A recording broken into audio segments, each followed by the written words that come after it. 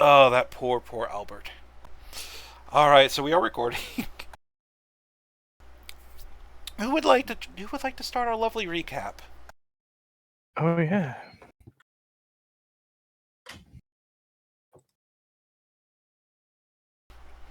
Oh, okay. Not everybody at once here, huh? I know Yeah, we right. did I'm eating. we did start at the We, North Barrier Isle, I believe, with you guys about to sail into the blue for the first time. Yeah, we were.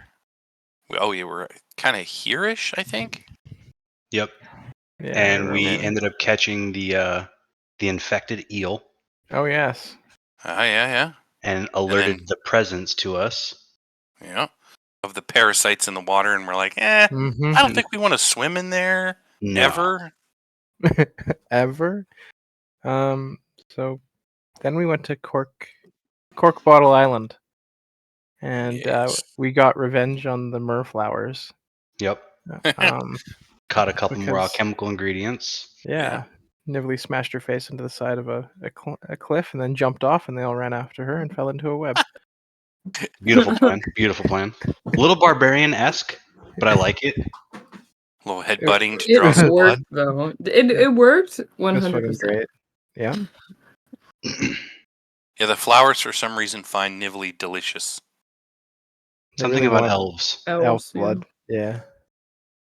We headed on to Bulwark Island, and there was monkeys. Sentient. has- Very sentient. Yes. One had a fez and a small coat. We were like, let's leave the monkeys be. And as we were leaving, Silver String sort of did some detect thoughts on the monkeys, which they were like, oh, good thing they're leaving. We don't have to worry about protecting her. And Silver String was like, oh, her who? Let's turn this ship around. Yep. There's As a little we more were to it intrigued, we first, cracked I the think. Yui. Didn't we lose Albert first? Yep. Yeah. We We sure did. kind of came across a shipwreck and like, hey, maybe we can go check it out. And we lost Albert. So we shall now have to move to Al Pacino Yes. Or Al Bundy. or Al There- Bundy. Yeah. There we go. Oh, Jesus. Fat Albert. Oh, there we go. The sounds are back. Oh, yeah. That one wasn't No. me. I I definitely did that one. But then after we lost Albert, we hooked back to the island. Except Albert came back and we couldn't get rid of him. Yeah. He was monitoring us. Silver String convinced the wonderful monkeys to take us to their leader. And I So to became a speak. believer Yeah. when I saw her face. Anyway. Yeah. Or lack thereof. Silver String struck a deal with the demon. And Yalke. I think that's how you say it. And so in return for helping her leave, she taught Silver String how to repel the parasites, the blue. Through song. Jace. The song that she weaves. Through Basically a made you riff-off. turn. Yeah, basically made you turn inward on yourself. And if you were happy with where you're at, it was a good song. If you weren't, then it was an uncomfortable song. I don't think anyone here heard it as a happy one.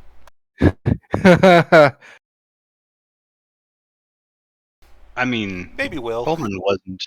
Yeah, I was like, maybe Will. Yeah, I think Will's pretty happy with who he is. And she also broke the bond with Albert. And so Albert's gone. Untethered. Forever.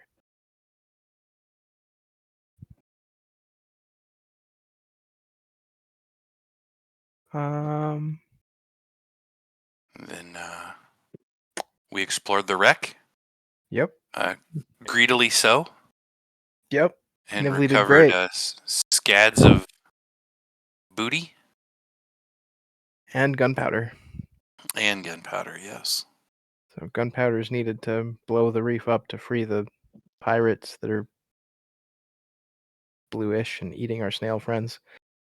And one of the She items. also told us the story about Garrison's Bane, or Garbison's Bane? Yes. Garvison, yeah. Garvison's Bane. About the crab and how Yeah. the crab was, well, I wanted to say slain, but not quite slain. Yeah. Like an eldritch horror that's goal Wounded. was to consume everything, and it was wounded and stuck here. And it's bleeding into the astral sea. And This after blood had like parasites in it. after millennia, kind of these parasites evolved, and they are Well, trying to escape. everyone knows that after a significant amount of evolution, eventually everything reverts to crabs anyway, right? Yeah. And one of the items we found was a ring of water breathing, ironically. Mm-hmm. Could still end up being useful though. Oh, sure. Absolutely. Though it was amusing that it was found after Nivli had almost drowned. Huh. And I don't think it requires attunement. You just have to like put it on.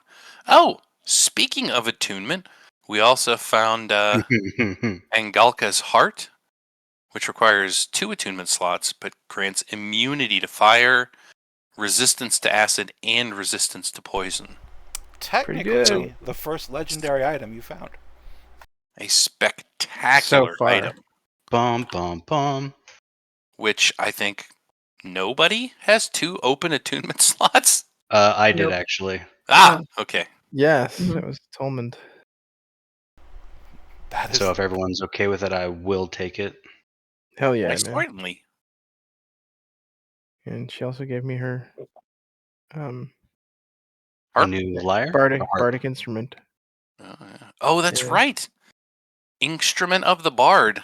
Not just a regular one either. Like the rare version. The Klee Lyre, I think it was. Mhm. Yeah, the It was. Klee lyre. Yeah. So Silver String's excited to play some riffs on that. I Hell know. yeah. He is Guitar. iced out. Lyre music while we slay, god crabs. Be a proper bard.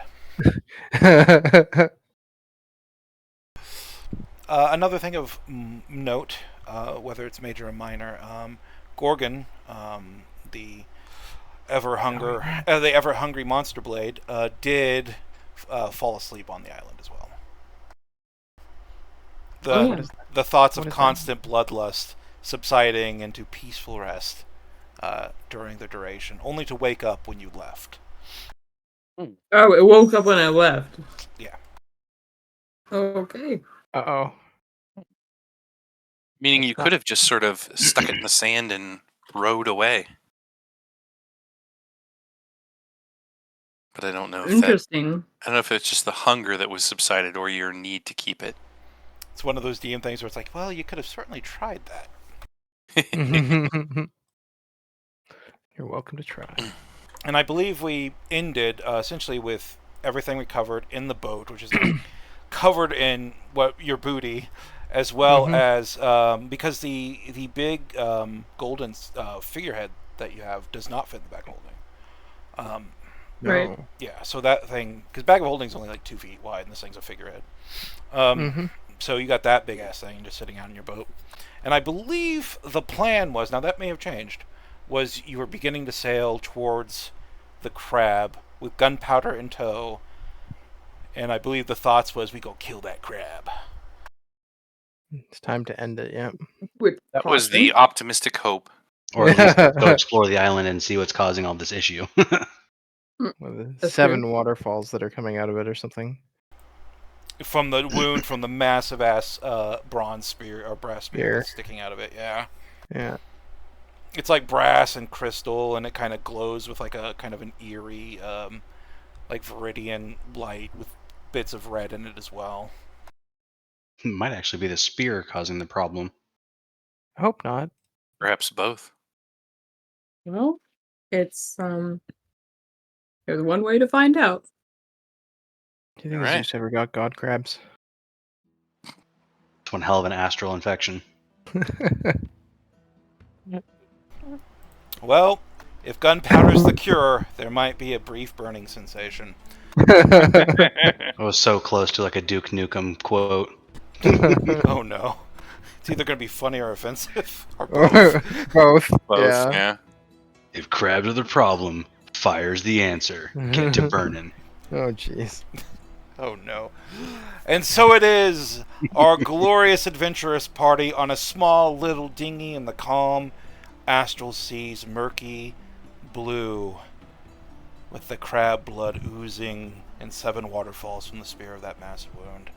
You've heard the story of Gervason's Bane, the crab, which is what the crab is called, though nothing specific about Gervason itself. As you sail those murky blue waters, rowing as you are will, one row after another, please, we will begin this session with making our perhaps final navigation check. Thought you were gonna say final initiative check. Honestly, I thought the same thing.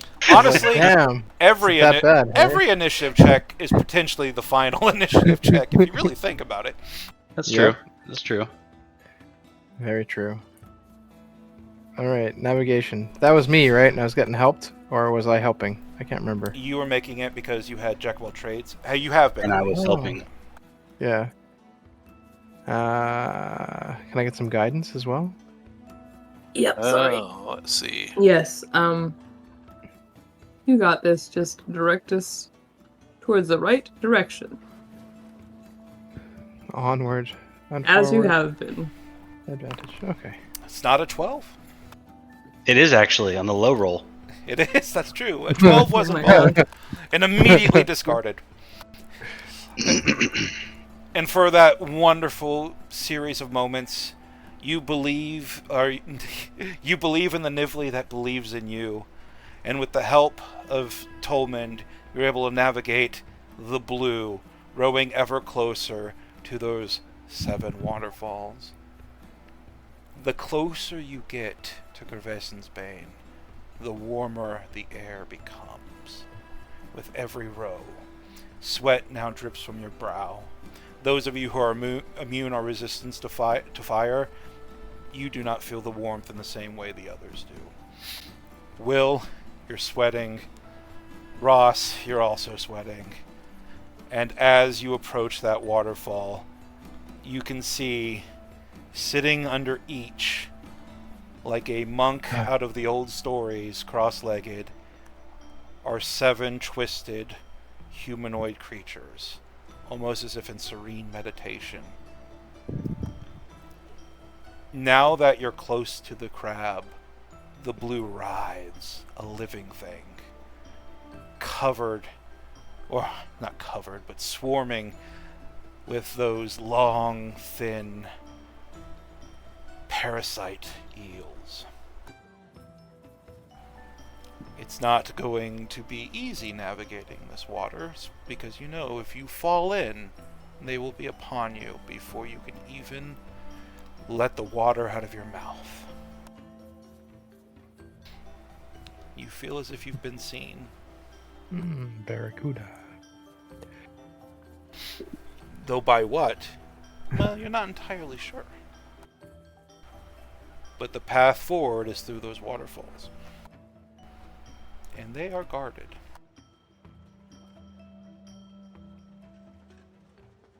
So there's 7 waterfalls and 7 meditating figures? Yes, 7 humanoid figures meditating like monks from old stories beneath those parasite-infested waters. Oh. Think there's a connection, folks? I apologize. Snaps. Was that addressed to me? Here we No. It was addressed to the party. Okay.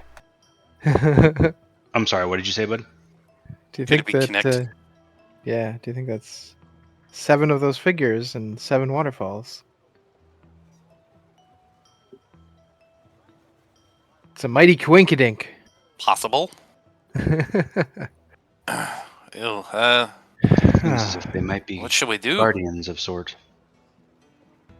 I imagine we try to land and stay out of the water as best as we can, because Oh, aye. they look ravenous. All right. I will begin rowing towards the beach. You begin rowing towards the beach. After your fourth row, the first of those figures stands. By the time you Uh-oh. finish your eighth, they are all standing. Uh-oh. They step looks- on the water as surely as they would on land. Slow steps as they exit those waterfalls. These are humanoid creatures, twisted by whatever machinations of this parasite. Each looks to have once been human or humanoid. Now they are more like an anglerfish, mouth full of ragged teeth, long, sharp claws, body covered with rents and tears from which you can see wriggling white worms just beneath the surface. Ew. Their eyes are cloudy and dead, but they approach as if they can see you. There is an air of hostility in their stance. Get ready for a fight. Far away are they? I don't suppose we could speak to them. It doesn't look like it. We can try, but Are they a good distance away, or? At this point, they are some 120 feet from you as you row closer and closer. I'm not sure what the range on divine sense is. 60 feet, I believe. Let's see here. 60 or 30. I think you might 60 be feet. right. Yeah, Yep. yeah.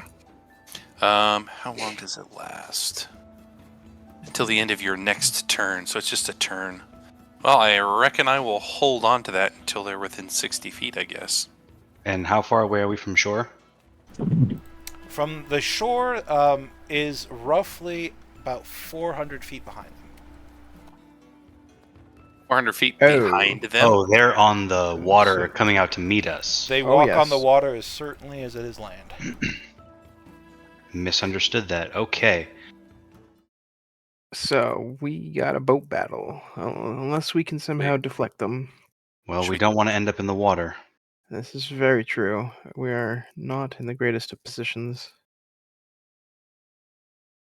I mean, I might be able to use my floating disc to give us more room to work, but you're going to be stuck close to me. Yeah. Maybe we shout out to them. Try to parlay? They look like manifestations of the presence. Yes. Maybe the presence can speak? Be reasoned with? Didn't dece- reason with Albert. Be It's- deceived? It seemed to be malevolent at nearly every turn. That is true. Could certainly be malevolent now. I just Is really it- would like to get on land. Right, Is there right. a way you can detect their thoughts? Not until they're within 30 feet. That's unfortunate. Yes. Maybe I will stand up, put out my arms, and be like, "Ho there!" and see if they even respond, or do they keep moving towards us? How close together are they? Each waterfall is a decent amount, like probably about 80 feet apart. Because it's a big fucking crab. It's a large wound too. But they are converging on a point that will put them about 60 feet from your ship when they converge. You Do you think raise we your... can- I'm sorry. You raise your Go ahead. hand and shout out, "Ho there!" And their heads snap to the side, following the noise of your voice, and they all begin to approach you. You can see as one turns its head wobbles a little bit, and you can see that its neck is broken, held up only by a knot of twisting, coiling parasites. Lovely. they're certainly not alive. They're very dead.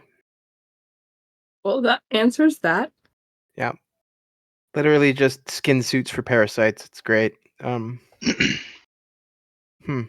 this is what everything but- becomes that the presence touches.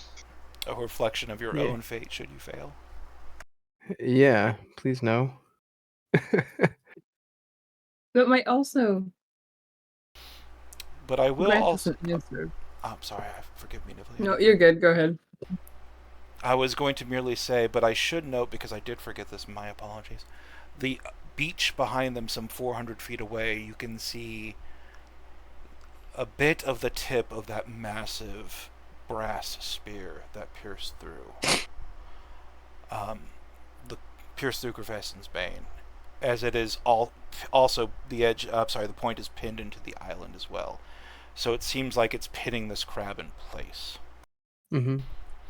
And its head is not wreathed in the same fires that you saw from its haft coming out of the wound. It is merely verdigris coated brass. A beautiful blue-green verdigris.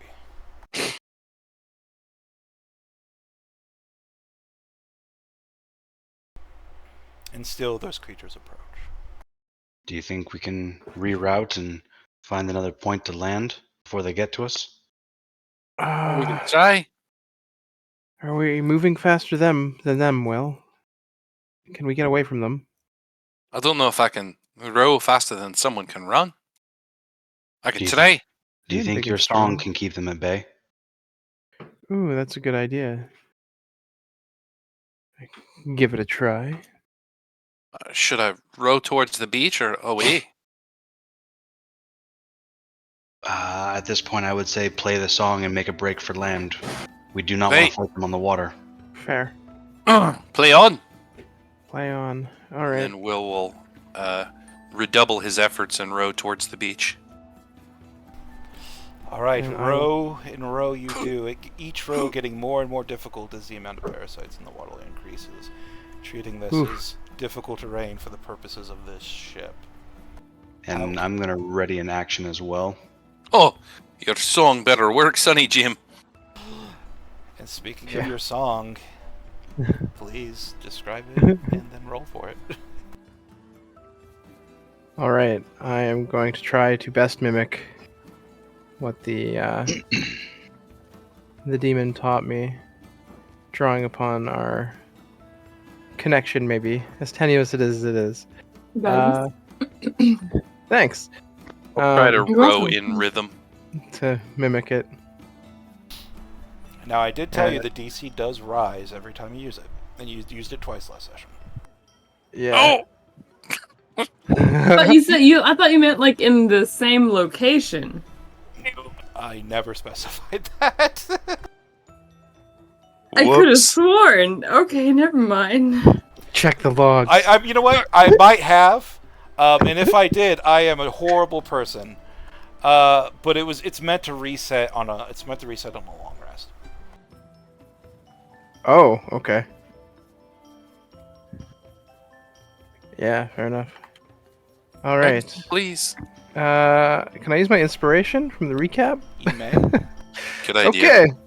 Okay. Yeah, it's a pretty important one. So, all right, plus mod plus ability 22. Getting close. As you play your song, its beautiful melody reminds you of the nameless Angelica as its music sweeps its way through you and into the world beyond. The creatures writhe and stop their approach. The parasites worming and panicking. Their limbs flaying like limbs with like marionettes with their strings cut, and just their bodies flopping from side to side before they fall on their backs into the water. Whatever grip this parasite has on them, your song has disrupted it. You may pass by them, if you so choose. Whew. And onto the Spearhead Beach beyond. Row! Quickly Row! now. Quickly now. Hoot. I'm chugging. I will. Is there going to be a check for that? There is going to be a check Yeah. for will because of Yeah. how like the parasites are dispersing, but a lot of them don't have anywhere to really disperse to, so thick they are. Is there room to sit side by side in the boat? There is. You can have help. should Yeah, I you can choose. split No. the oars, like one person on each oar. I'll Bardic Yeah. Inspire Will if I can. All right. My poor MS Paint boat on the battle map I won't get to use. Yes. Love it. All right, Will, an athletics check with advantage from the help, if you would so please, to force your way through this waters. Now, the DC for this is going to be just a flat, like... Did you roll? Oh, well, Oops. okay, yeah, you beat the DC. Okay, yeah, that's fine. Just, yeah, Dang. with the help. Boy, I'm glad you had advantage, because that was an 8. Yep. You struggle against it for a moment, but these things, these parasites, they're trying to get away from Silverstring's song, and it gives you just enough leeway to get your oars in the water and to find purchase. And you glide over the parasites, not needing to make a second check or for Silverstring to make a fourth check on his lyre as you crest past the creatures, still writhing, and land on the black beach beyond. This black sand beach is hot, steaming. The two of you who don't have resistance to fire, you are sweating, you are uncomfortable. You're almost at the point of taking damage. So hot is it. And Oh, wow. yeah, and the main thing about this black beach is you coast onto it, like I said, is that spearhead slammed into the beach, pinning this giant behemoth in place. You can feel the magic radiating off this spear. It is perhaps the most powerful thing you've ever encountered, magically speaking. You don't even need an Arcana check. This thing radiates power in a way that's almost incomprehensible to you. Oh boy. Oh. Yeah, will clutch the spear tight and hold the body and the blade of the spear against his armor to try to leech off some of the cold that naturally comes off of it. That does help quite a bit. It doesn't actually give you resistance to fire. Right. But mechanically speaking, unless you start taking damage from this, it is going to help with your comfort. Yeah. It's leaving Silverstring the only person who's having just a bad time. I wish I could take a dip in the water, but that would not be good. You certainly Maybe could. It's after we becoming cleanse it. clearer and clearer with each minute.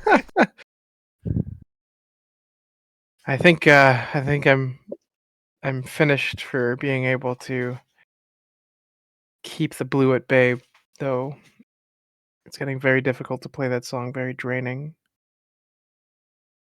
We should also seek cover, possibly from the spear. It seems to be generating that heat. That's a good idea. Let's get more inland. Nivli, are you able to identify that spear? See what it's actually doing? Is it possible for me to identify such a thing? There's only one way to find out. I'll identify. Do I have to be like standing still for this to happen, or can we do it as can we walk and talk? You ritual now, mechanically speaking, in the books, there's nothing that says you can't walk into a ritual. I make you like sit down, draw circles, light candles. Like you're not really doing a ritual while you're walking. Okay. Then I will get as far away from the creatures as I can, but close enough to where I'm not out of the spear range. And I'll ritually cast Identify.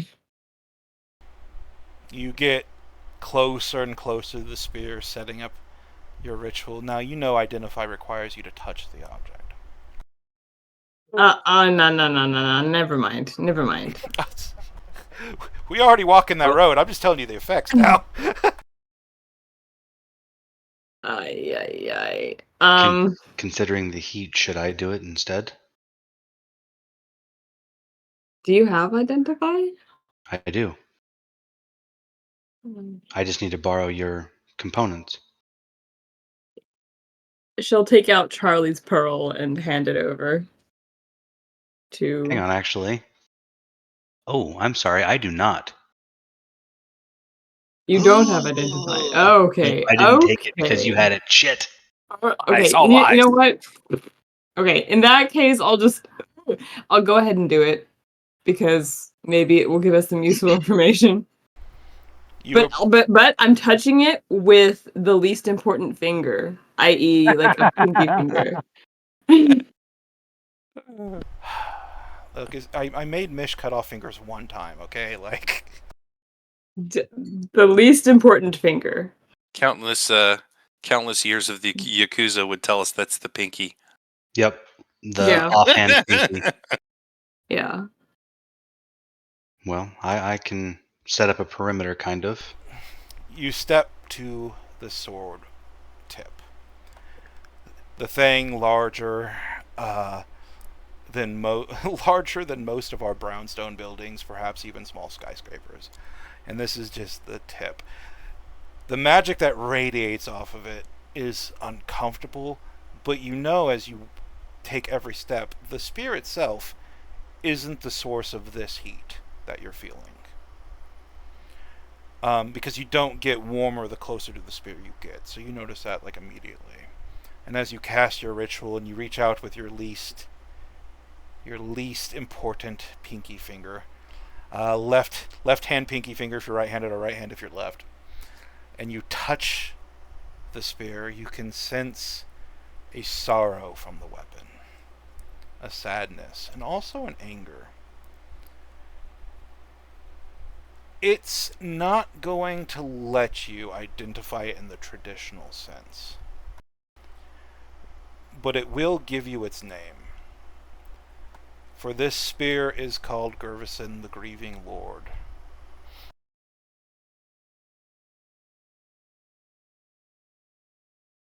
Wait, like the god?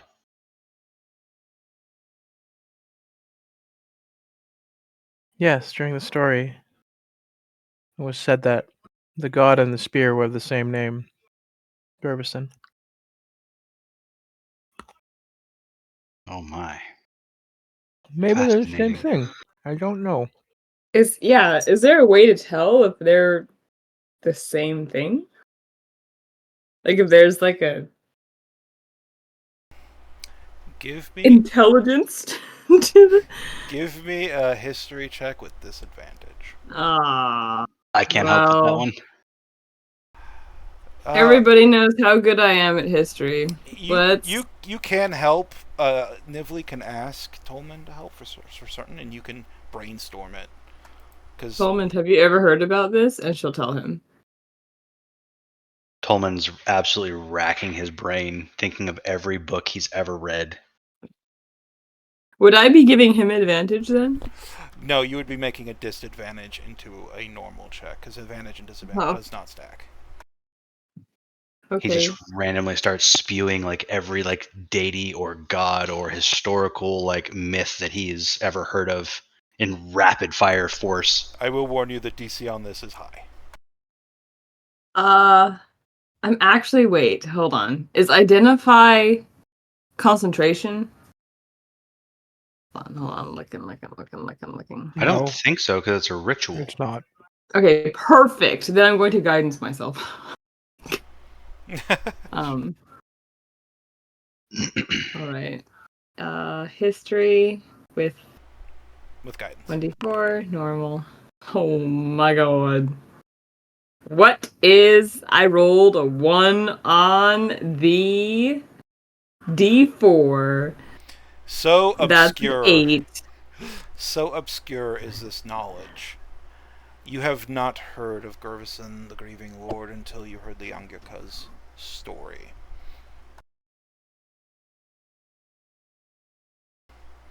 It was a story of sadness.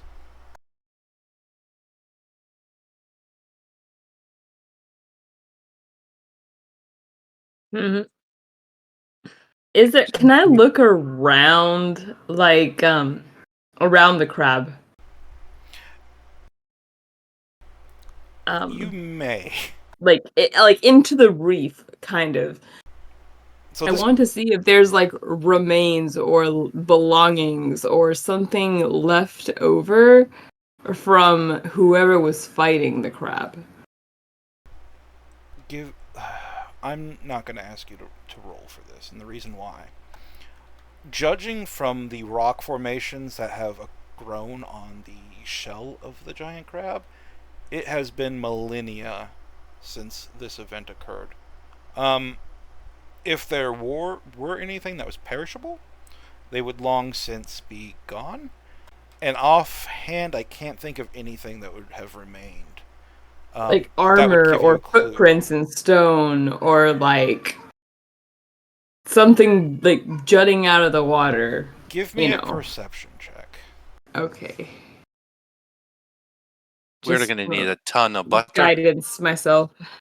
I will need a lot of butter. Five. You do not see such things. I rolled a 5. Bullshit. Yeah, you do not see such things. There's nothing that would give you any sort of clue as to what you're looking for. All, like I said, all you see is that beautiful verdigreed brass spearhead that's piercing through the bottom of the crab itself. The spearhead, the tip of the spearhead that you're actually identifying is still like hundreds of feet away from the actual crab itself. Wow, okay.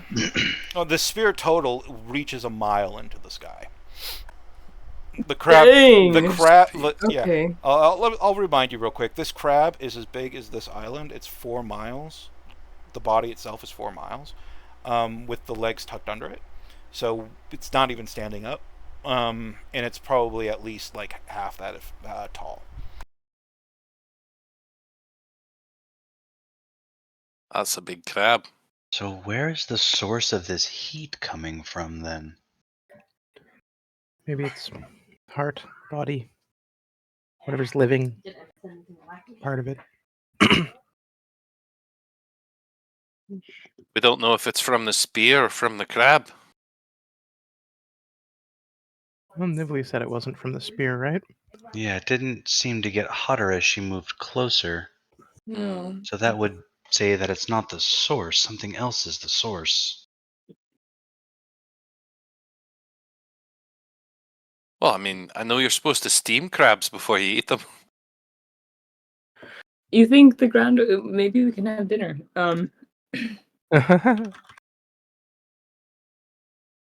We just need to get to the meat of it.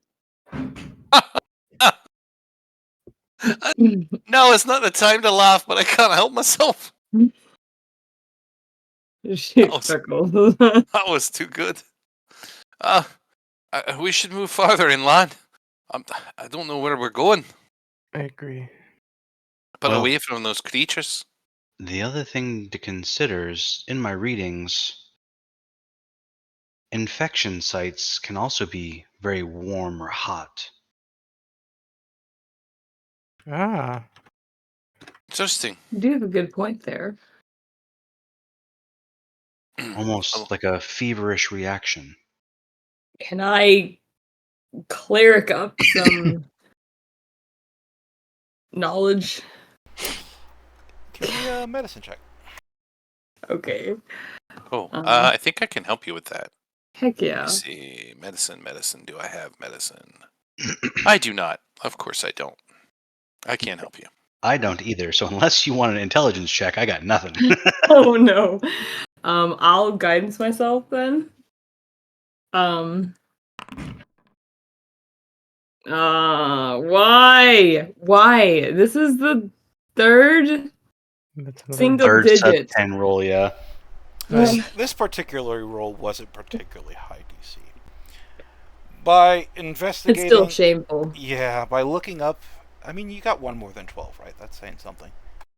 I would know. Gazing, Yeah. gazing up at the wound of the crab, so far away is it?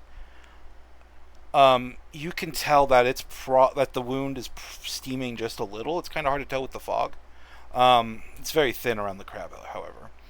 Um, However, so far these waterfalls have to fall before they actually hit the ground that most of the heat is leached from it.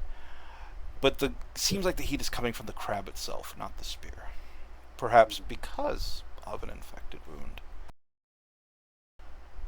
Or in this case, a parasite-ridden, still somewhat living body. She will relay that information over to the group. I wonder if that wound is where we shove a bunch of gunpowder. Oh Really? my.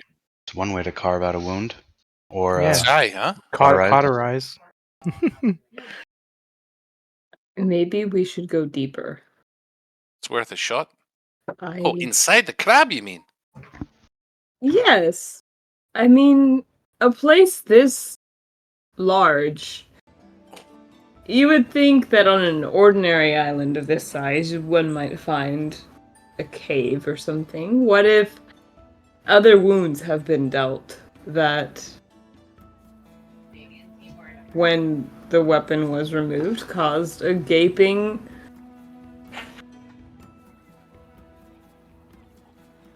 Apologies, I have to take a short break.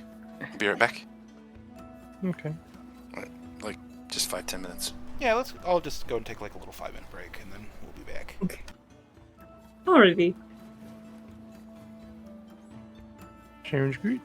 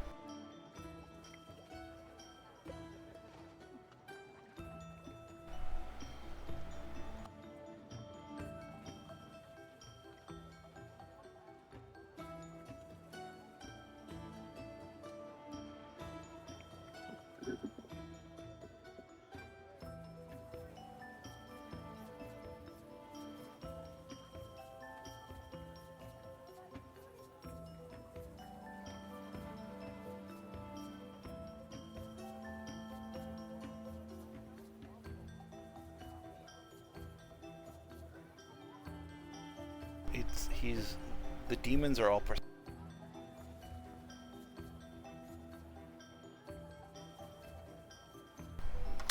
Is everybody back? I notice everybody's unmuting. Yeah. Yep. I'm here. Yep. Are we good? Sweet. Yep, just had to run upstairs real quick and meet my daughter's boyfriend. So, Oh Ooh. boy. Ew, gross. Oh. How'd it go? oh well, she's an adult, so. I mean, you still Okay. gotta like polish the shotgun at least once.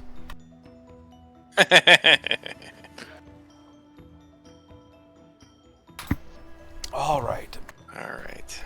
I believe we were discussing moving towards the crab, and you realize that the heat is coming from the infection from the crab's wounds.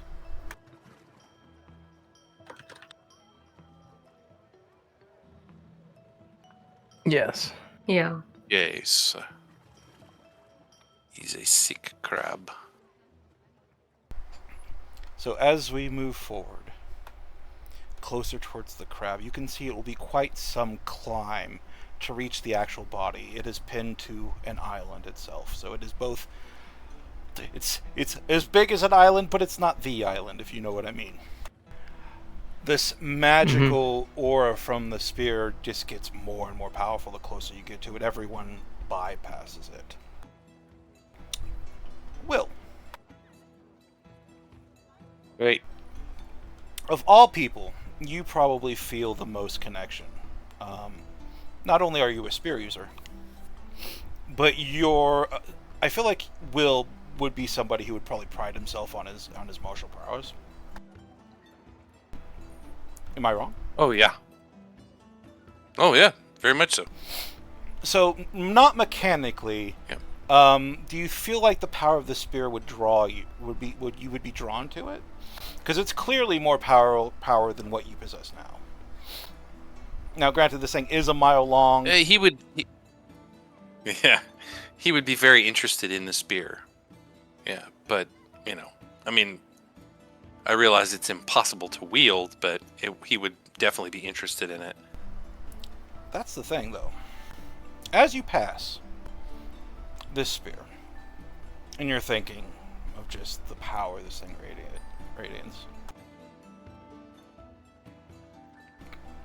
I don't want to say like a thought enters your head, because that is certainly not, because that sounds more sinister than what this is. But you almost feel as if you can communicate with this spear, but not in a way that words can truly convene, if that makes sense. Like there's an understanding. And though you're not sure how, that you could claim this spear if you so choose. Huh? Palpatine do it memes. Yeah, except that if I did, then the crab would no longer be speared to the island. Do It's mostly dead, right? It gives it a chance to Accept kill this it. power. Yeah, exactly. Thank you, Tolmond. I guess Will would go over and sort of look at the spear and I don't know, see if I can get a feel for it, some sort of sense of it. Let's try our divine sensibility. See what that gives us. Like, does he feel anything coming back off the spear? All right, go and use one of your divine senses. Okay. What do you roll? You gain a very similar sense for this spear. Obviously, just a more powerful version of it than you did with the Anyaka. With the Anyaka, you kind of got the feeling that it was demonic, but not in the same sense of like the D&D demons. It wasn't spawned out of the abyss. This thing is demonic, but you have the feeling that it was an angel at one point that was perhaps cast out, or something equally celestial, because you get both feelings from this thing.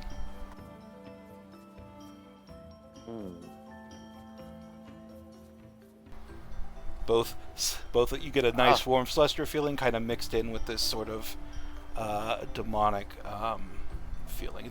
It's strange, but it's the same strangeness of that you received from the young Yonka. Cool. We found an ambivalent Nephilim. Just feels strange. Like if I wanted to, I could take the spear. I mean, I know it's massive, but I can't shake the feeling that I could. I don't know. I could take it. Well, what does your heart tell you? Like I said, it's very mixed. I mean, it gives me a sense of the infernal, but also of this, like the celestial, like a fallen angel, perhaps. Well, by deduction, that should make it neutral? Question mark? Ask me. The Well, if the gods and devils and their creators, it's not really my specific area of expertise. I don't know. well, does it seem sinister? I don't get anything like that, and I don't think Nivli did either. Just She really just got a name. it was just sad and maybe some underlying anger as well. Who hasn't got a bit of underlying anger? Well, I mean, I know in order to treat a wound, it has to be cleaned. Yeah, but I mean, do we want to free this crab? I mean, didn't the demon give us the idea that it was, Maybe we can. trying to devour all of creation? I don't know. Do we really think this thing's alive enough to run? Well, it appears to be pinned. If it's been pinned for an eon, who knows what it is still capable of or isn't capable of. Maybe we can find that Does out. it even still seem to be alive at this point? Or more just a husk for parasites. Which kind of seems to be more the case. That's my look at it as well. At this point, I think whatever the crab was, at this point it appears to just be a host, kind of like those humanoids that we passed earlier. Mm-hmm. I mean, if you think it's a good idea, I'm willing to try. I'm not sure it's a good idea, but it's an idea. Well, Give yourself a spear powerful enough to slay a whatever this entity is called. we can certainly wait What? and find out. A don't horror know how beyond much of that- imagination. I don't know how much of that was the spear and how much of that was the person wielding it. Well, we the can thing certainly wielding find it. out. Oh, all right, and he'll reach out his hand Can't type fade. and touch the spear and see if he can connect with it. Touch that spear real good. Just the tip, You reach out. just for a and second. You reach out and place your See how it hand, goes. or perhaps your least favorite finger, onto the spear, and you can feel a connection to it. There's a certain martial need to the spear. It yearns for battle, to be wielded by someone worthy of it. Oh, What would you like to do? worthiness is in question, You but can attune to it. You can attune to it if you wish. oh, You that could always works also- out well for me. Yeah. You could also and usually I wait for the players to call this, but without any help, because in this instant, like, you're not really able to get a pep talk. You already performed the action. You've already touched it. You can give me an insight check. I'm gonna at least try to do the insight check. I'm not particularly great at them. So here goes nothing. The guidance. No, this has already happened. You do have Bardic from when you were doing your athletic stuff, but Yes! Slash 2d8. 8. Keep highest 1. Oh, I guess you have to type slash roll 2d8. Keep highest 1. There we go. Pretty solid roll. Yeah.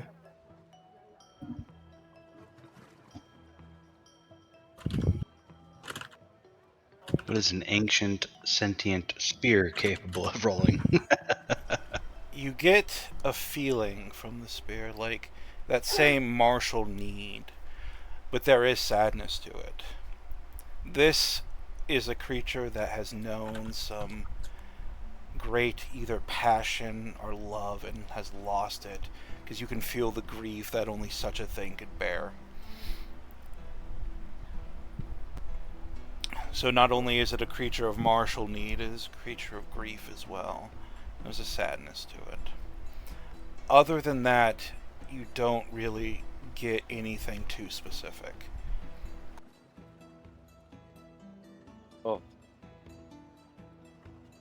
Oh, it's incredibly sad. Like the anguish, the grief. I feel so bad for it. As if there's, I don't know, is there some way that I can soothe or take away some of the sadness? Yes, I'm gonna attune to it. Aye. So we're going to freeze time, and I'm going to apologize Drum in roll, advance. please. I don't know why What? this always happens to Will. I did deceive you. You did not roll high enough. I rolled a natural 18 plus bonuses, and you got a total of 18. So you were deceived. Oh my god. I'm going to lay out some things. Just because I don't want... I want you to be well aware. It is going to use an ability on you called Hollow the Soul. This is going to be a charisma saving throw on your part. Please do not roll it yet. Anything you have within your power to boost your charisma saving throw, you want to use. Because if you fail this, your character will die. Your soul will be hollowed out, and you will become possessed by the spear. If you succeed, you will gain control of the spear and bend it to your will. And depending on how much you succeed, you may gain other perks as well. This is the first save or die we've encountered. They do exist. They are out there. Alright. Have you used your inspiration for this session? I have not. So I'll definitely use that. Okay. And I cast a spell. This is all happening. Are we allowed to help him? No, Yeah. this is all happening. Instant, Like instant. the second he touched and attuned to it, it was like an instant thing. You're not even going to realize what's Wow. happening. You're not even going to realize what's happening until obvious effects happen. And that's the I downside. see. Is there Now you are a Is there a paladin, so reaction you do have spell? charisma. So, Yeah. and Is I your was, aura up yet? and I was so hoping No, you would. not till next level. Oh. I'm not gonna lie. I was really Next hoping. level, I'd have. No. I was Huh? hoping you wouldn't use that bardic inspiration because it would be really good right now. If you could use it on Yeah, it would You I can, think yeah. we can. Yeah. Gives you temp HP. So protection from poison, magic, weapon, blast, restoration. None of these are reaction type spells. They're all. Yeah, you can't give actions. out. You can't give out bardic as a reaction, can you? No, it's I'm a pretty bonus sure. action. Yeah, I was pretty sure. Only if you're a lore bard. Yeah, if you were a lore bard that had it as a cutting reaction, yeah, maybe. I would let you do it, but it's a bonus action. It's just- Yes, I will definitely spend my inspiration. And You've got favored by the gods as well, right? Yep. So that will help a little. Let's roll that charisma saving throw. With advantage. 2d4. And you know what? You got 2d4. Just because I'm paranoid, we're going to throw favored by the gods on top of it. Yeah. Oh, not much. Oh, ouch. Oh, Hopefully that's enough. Hopefully. Favored by the gods. Let me spend that. 24. Let's see. I mean, it's a pretty solid And- roll, all things considered. All things considered. That favored by the gods could have been a little better, though. Yeah, That's very true. God, at least give you a 3 to get an even 25. Right? Just to feel good. As you're connected to Gervison, the Fuck. silent, the grieving lord, you can feel a sudden rush, a pressure entering your mind, going deeper than your mind, going into your very being, your soul. You fight with everything you can, the force of your will, strong, standing as a bastion, but even it is corroded away, slowly, as this creature just lays into you. You don't overcome its will so much as redirect it.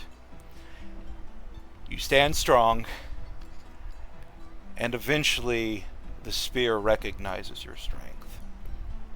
And gone is the feeling of possession, of overwhelming you, of taking you as a tool.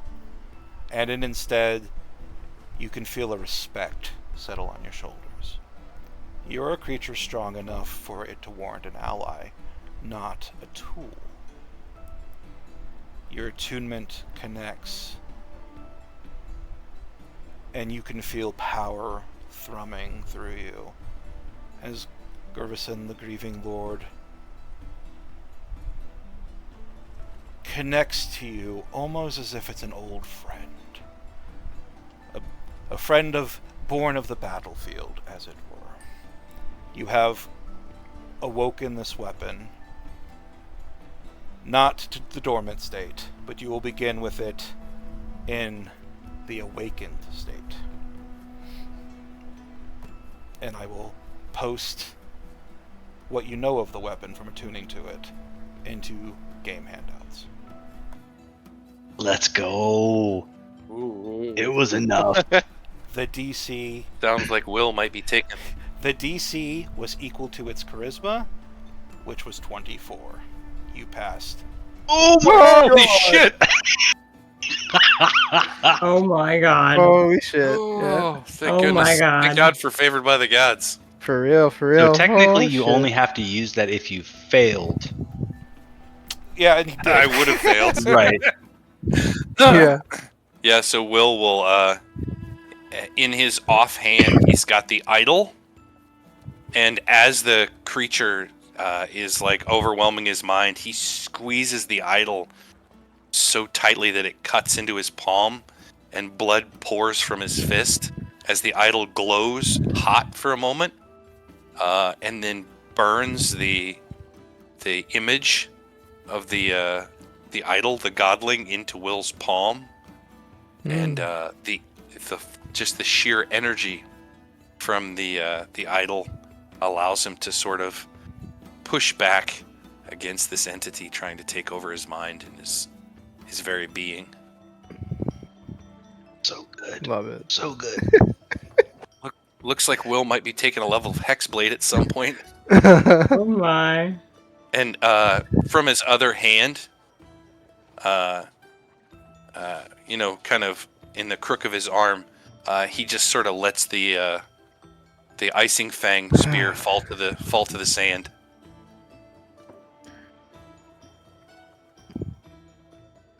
Oh, Give me a second, because the formatting's weird, and I gotta make sure it's...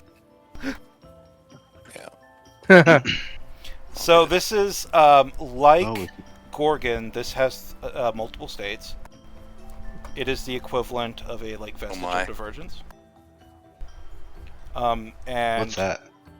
Oh. it is a magic item that awakens and gets more powerful as you do. It has 3 states: dormant, awakened, and exalted. Because of you making the roll, you're going to just awaken it at the awakened state rather than the dormant. For example, Gorgon also has 3 states, but Gorgon's only at the dormant state. So this saves you the need to do something specific to the weapon to actually awaken it a step. Oh, nice. The need to feed it every time. And these weapons are definitely broken. Because Gorgon and this are both artifacts. Oh, Jesus. Oh, nice. And it is now in handouts. And I will make a weapon version of it. I keep forgetting to put these things in Foundry, so I'll have to do that later. So take a moment to read that. God, that is huge. Oh, Okay, that's nice. Oh, it has hearing and dark vision now to 120 feet. Battle crazed, grief stricken. 2 things: battle and We don't know the name of Gervaison's lost love, though, do we? You do not. It says you can speak the name of someone you love. You just get more if it's Gervaison's lost love.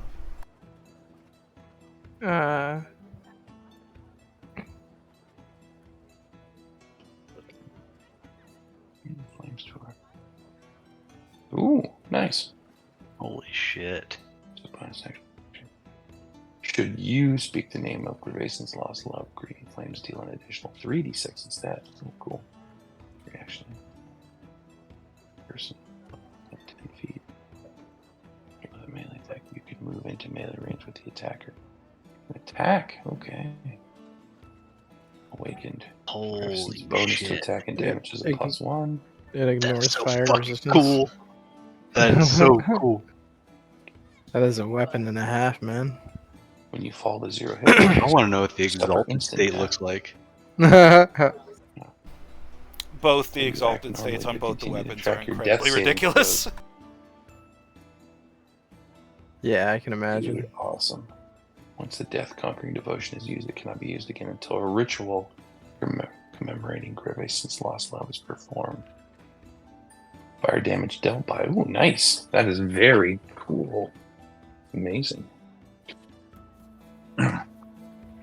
So, every Schwartz has an upside and a downside. And do remember, someone you love could be platonic, so it could be a bromance or a romance or just a deep friendship. It's up to you. No. How is your sergeant doing? I hear it. I love it sourcing. No.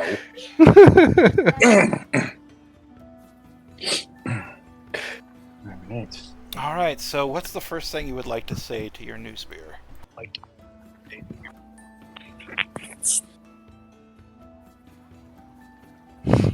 The first thing I'd like to say to it.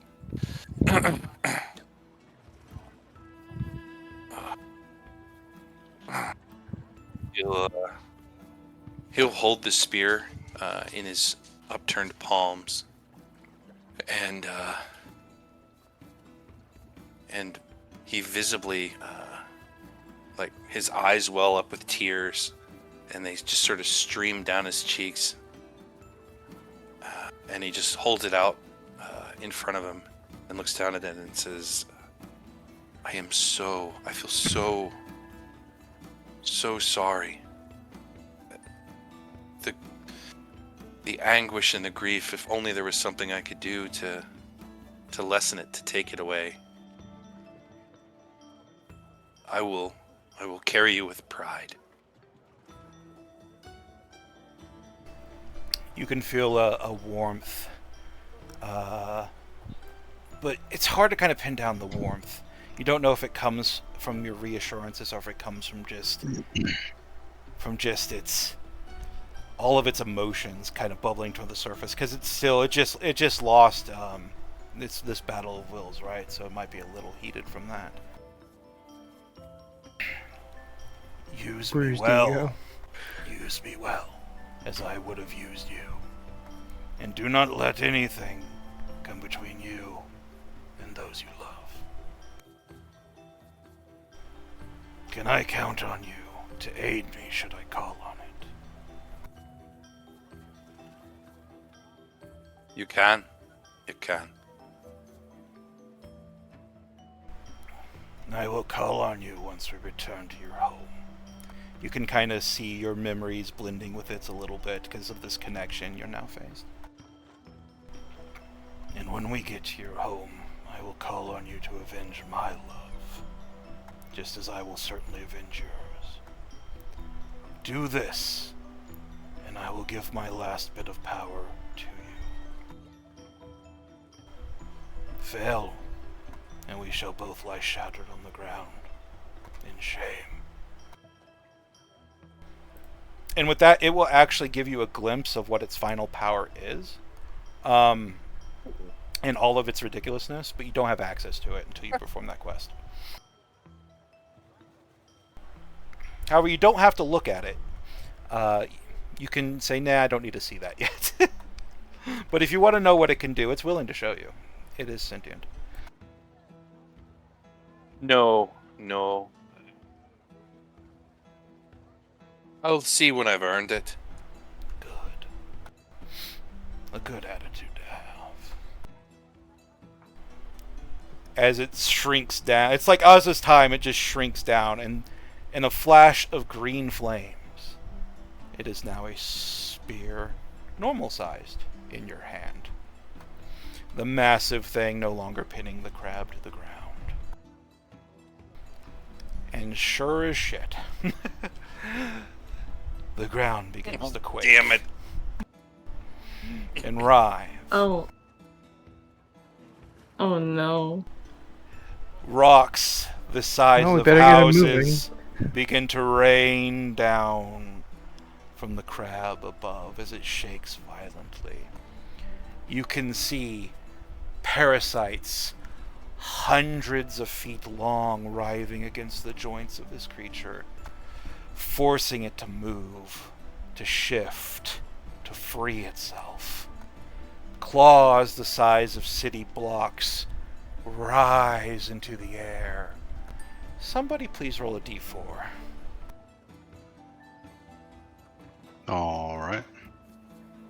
Go, Tolman, go. Slowly, these claws rise into the air. And then the tip of one crashes into the ocean nearby. Blue water and parasites exploding from the contact. And it drags that claw tip. The tip itself is wide as 2 buses. Because I will use anything but the metric system. And as it drags that mighty claw tip across the ocean, water turning into steam from the heat and the violence of it, it is aimed right towards you. In 4 rounds, it will strike you. Large enough so it is that it can hit all of you at once. As the crabs, half the crab kind of lifts a little bit as it gets its left side legs up onto the ground, you know you have to get to that wound somehow. There's no other way inside the crab that you can see, and each joint is covered so thickly with those parasites. Flocks of parasite-ridden birds swarm, having been roused from their perches by this shaking. And everywhere is chaos, steam, and the chirping of these birds. We're going to roll initiative, just so we have an order of operations for actions, because that will make things much simpler. I do not have a battle map for the crab, so we will do anything regarding that in Theater of the Mind, if that's okay. Because it's hard to find crab battle maps, I'm not going to lie. Crab battle. Oh, man. Alright, so everybody, go and just, drag your token onto this map, and we shall begin.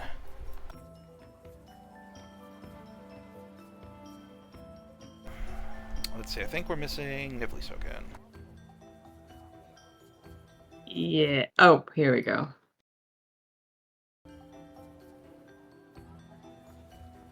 Feels like it's been a while since I've seen Nibley's token. All right, everybody, please roll initiative. And I will just use Gorgon's Eye as Krabby's. Shit. What the fuck?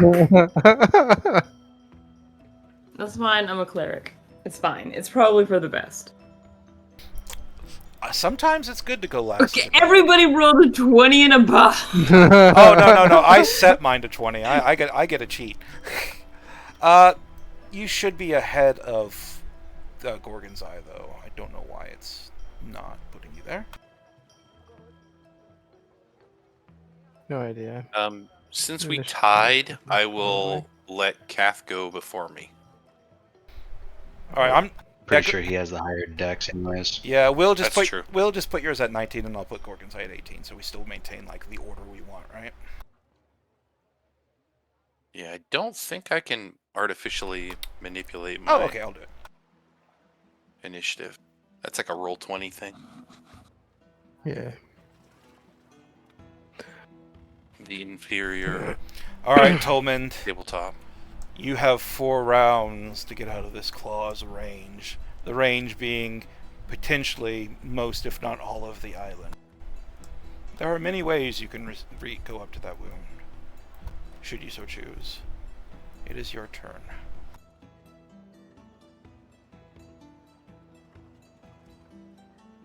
What do I see before me? Am I able to? Is there a path to run? Is there an area to climb? Go and give me a perception check.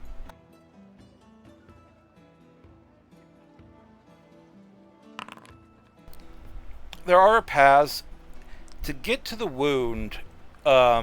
If you don't have the ability just to bypass these things, you can try to climb up the crab, but you would have to climb up its legs because it's getting its legs underneath it. So that will be somewhat of a climb while this crab is moving. That seems to be the best way to go about it, unless you have some magic bullshit that allows you to bypass the need. Magic bullshit. Why is everyone looking at me? That being the case,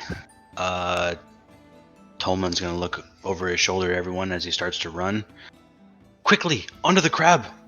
And he is going to action dash and get like as high as he can or as far as he can, and then bonus action Misty Step to get even further.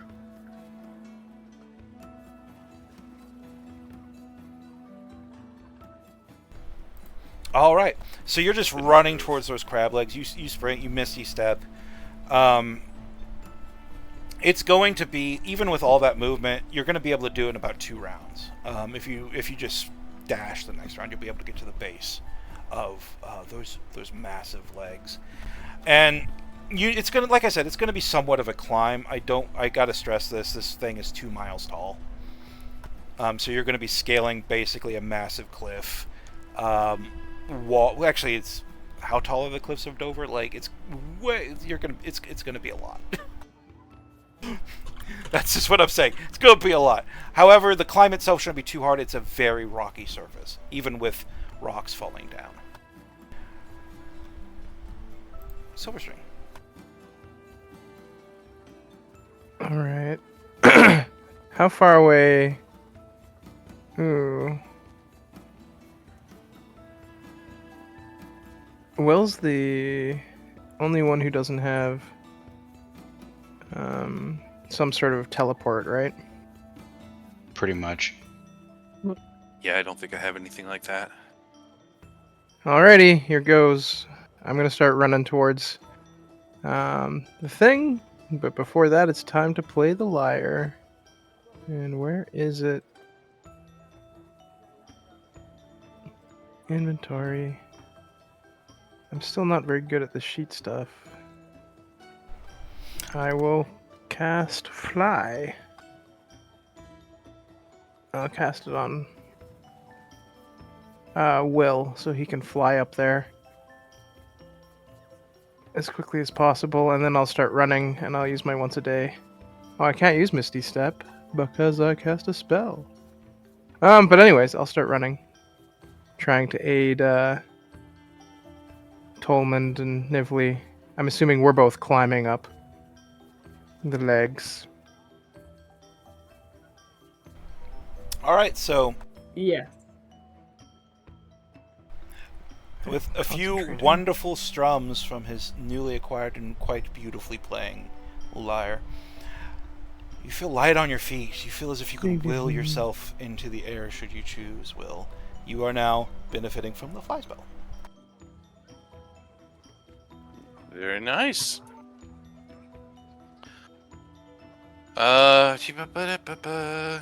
And I think I can dash while flying. You Yep. can. So you will have a 60 feet plus a dash would make it 120. All right, and how far is it to the crab? You could, yeah, it's still going to be like 2 rounds for you, but you can go up. You can go at a higher angle, so you don't have to move across the ground. Okay. Will look at his companions. I'll do the best that I can, and he'll dash upwards directly towards the wound. All right, you begin dashing straight up. Now, everybody else kind of has to go like north, basically straight north towards these crab legs. And if you go straight up, you're going to be quite a ways away from them by the time they reach the base of those crab legs. I just want to make sure, because we're theater of minding it, you that would kind of isolate you a little bit. Is that what you want? Away from the group? Yeah. Because I will remind you, there are swarms of parasite-infested flocks of birds in the air.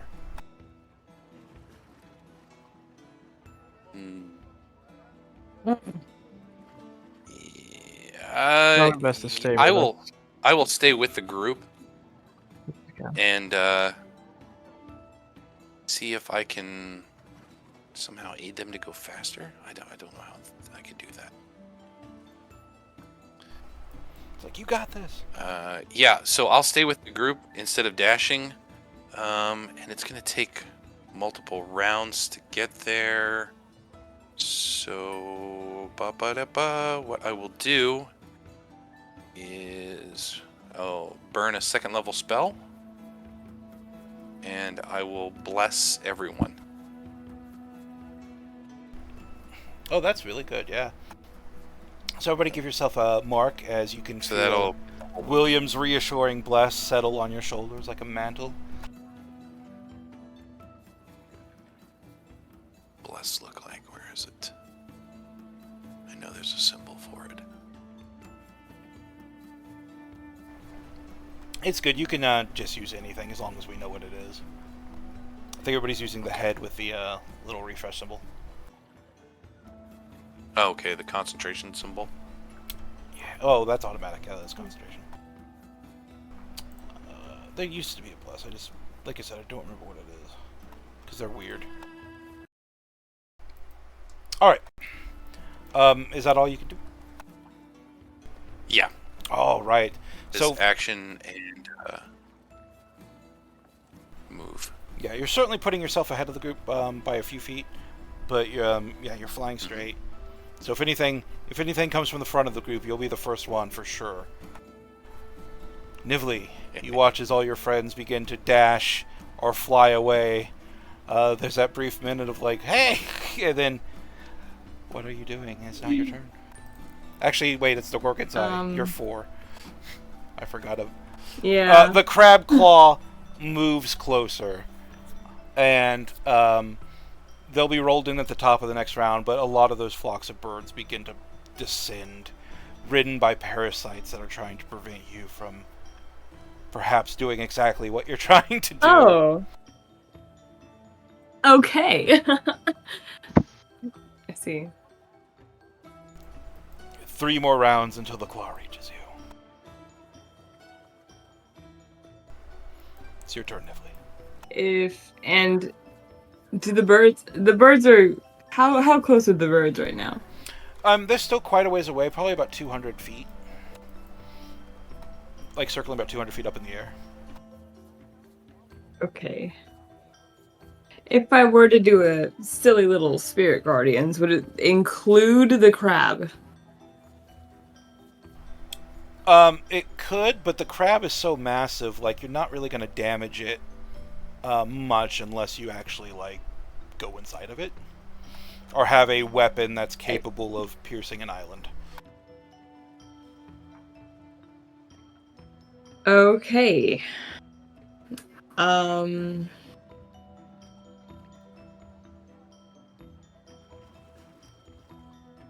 Okay. Oh my god. Okay. I will cast. Excuse me. Oh my goodness. I'm going to cast. Oh my god. Because now that's fine. That's just fine. I'm going to cast Spirit Guardians. So that at least we have a protective radius around us. I would certainly help against the birds for sure, yeah. Yeah. There we go. There's that thing. And then why is it? Oh my gosh. No wonder. Okay, this is okay. And I'm going to move over here so that everybody is within the circle. It's going to be That's a lot of burbs. yeah. 15 feet. Yeah, it's a 50-foot radius. And are you moving to keep up with the group? Radius or diameter? Are you talking about Yeah, Spirit I'm pretty sure it's It radius. is radius, yeah. Spirit Guardian, yeah. Oh, okay. I'm. Should I put down a little thing? No, it's basically if they're gonna melee, pretty much. At this point, you're not dashing, so you're still behind the group a bit. And also, actually, so is Will, because Will cast Bless, so Will didn't dash. So you and Will are behind the group a bit. You and Will are together, and about like Tolman's like 90 feet in front of you, and Silverstring's like 60 feet ahead of you. Okay. Oh wait, god damn it! I'm so sorry. My brain is refusing to work apparently because I was giving everybody a fly speed when I calculated that. But you know, Tolman's like 60 feet ahead of you. Great. Yeah, like Silverstring's 30 feet ahead of you, and then Silverstring and Will are pretty much together, and you're a little bit behind the both of them. But it looks like the birds are going to be coming straight down, so you'll definitely get anything that comes after you, and potentially, when you do catch up to anyone, them as well. Is there anything else you'd like to do? Whoa, if you did want to move farther, I think you can. Is your ability bonus action That's yeah, I'm gonna save that. your bird step? Yeah. I think Raven you have Queen two. Bless? You have Yeah. 2 more today, I believe, is what it was, because you did use one with the flowers. Yes. All right. No, wait. Yeah, I did. Never mind. Yeah. So, at the end of your turn, these birds begin swooping down. They're still going to be a ways away from you. They're dashing. They've got a decent fly speed, so they're just going to dash about 120 feet straight down, putting them 80 feet, just pretty much 80 feet away from you. But it is this massive swarm of just all of these kind of teal and violet winged birds.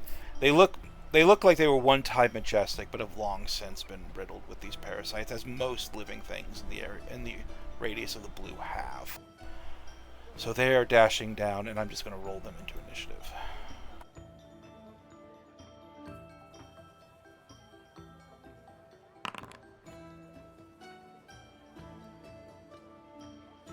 Oh my god.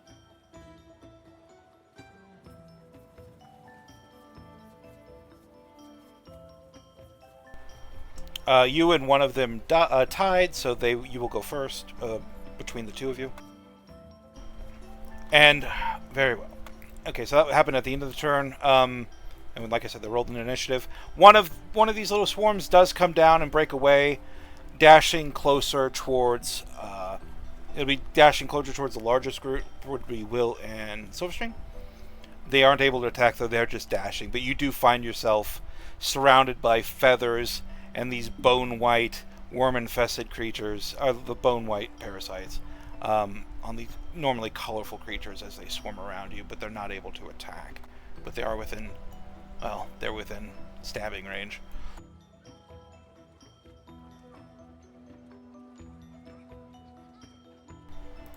All right. That will be Tolman. It's your turn. Alright, so how close are the birds? Most of them are 80 feet away from you, though there is one swarm that dashed down ahead of the rest and is only 30 feet behind you. 30 feet behind me, the rest are 80 feet away. Where is the largest group of them? 80 feet away.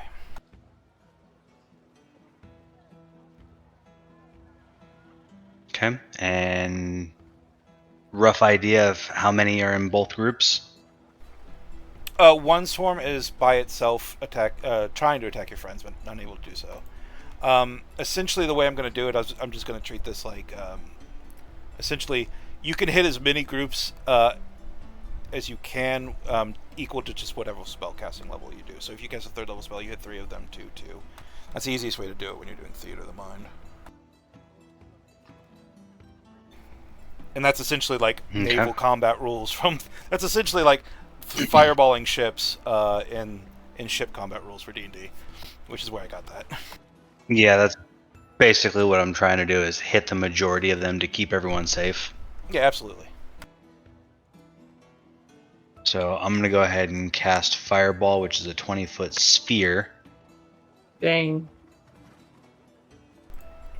At the wherever the largest group of birds is. So they're converging and they're swarming around each other, and you time your fireball just as 3 of these groups swarm together, and it just blows up. You just see feathers flying. Go ahead and roll your damage as I make the saving throws.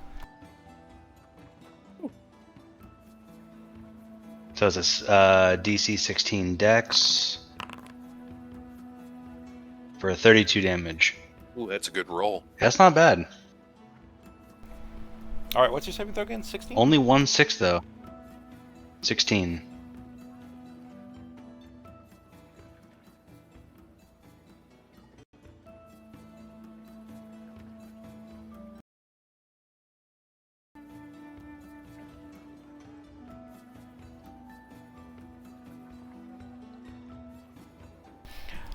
Immediately, just a ball of flame appears, instantly destroying 2 of these converging swarms immediately. A few birds from the other ones, from the 3rd swarm, escape the radius of your fireball, smoking and burning, their feathers falling like brightly colored ash onto the sand before you. Immediately, this encounter looks a lot less scary due to the power of your magic. Is there anything else you would like to do? I'm just gonna continue to use my moving towards the crab, and yell back to Silverstring. Silverstring! AoEs! Get rid of as many of them as possible! Gotcha. I don't really... There's barred AoEs. Fireball? Yeah, Well, you have Shatter. I do. All right, Silverstring furiously plays his new lyre.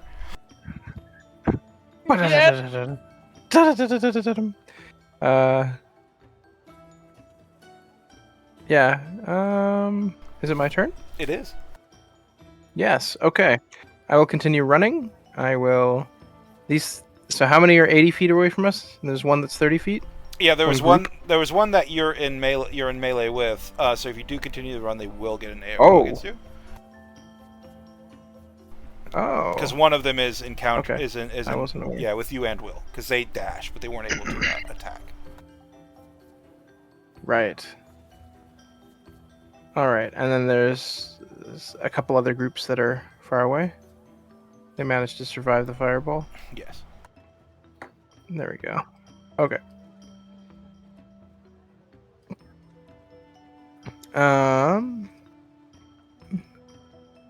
I don't have the same fireball capabilities. I do. Shatter's only 10 feet sphere. It's half the size.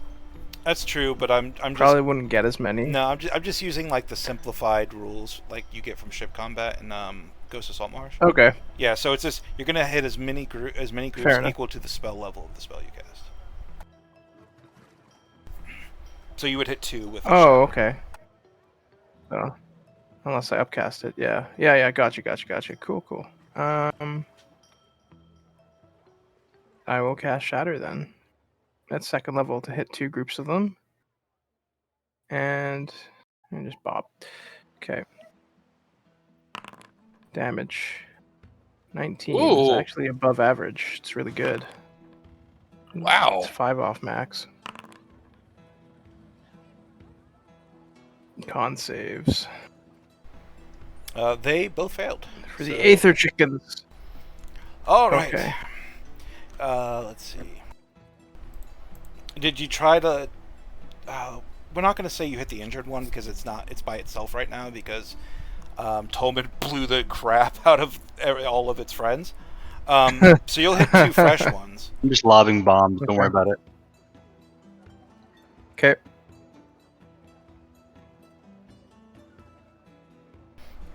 And So they're you don't. injured? Yeah, Okay. they're injured. Like large masses of these swarms just disappear as thunder rips through them. They shake apart. Their parasite bits mixing with the feathers in their own blood as they rain on heavily onto the ground around you with sickening thumps. Lovely. Alright, and then I'll continue to run, and it can proc an opportunity attack if it wants to.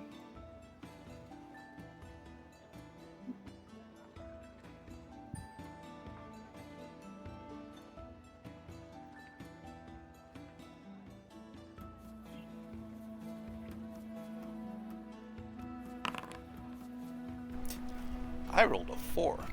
That is actually incorrect. Okay.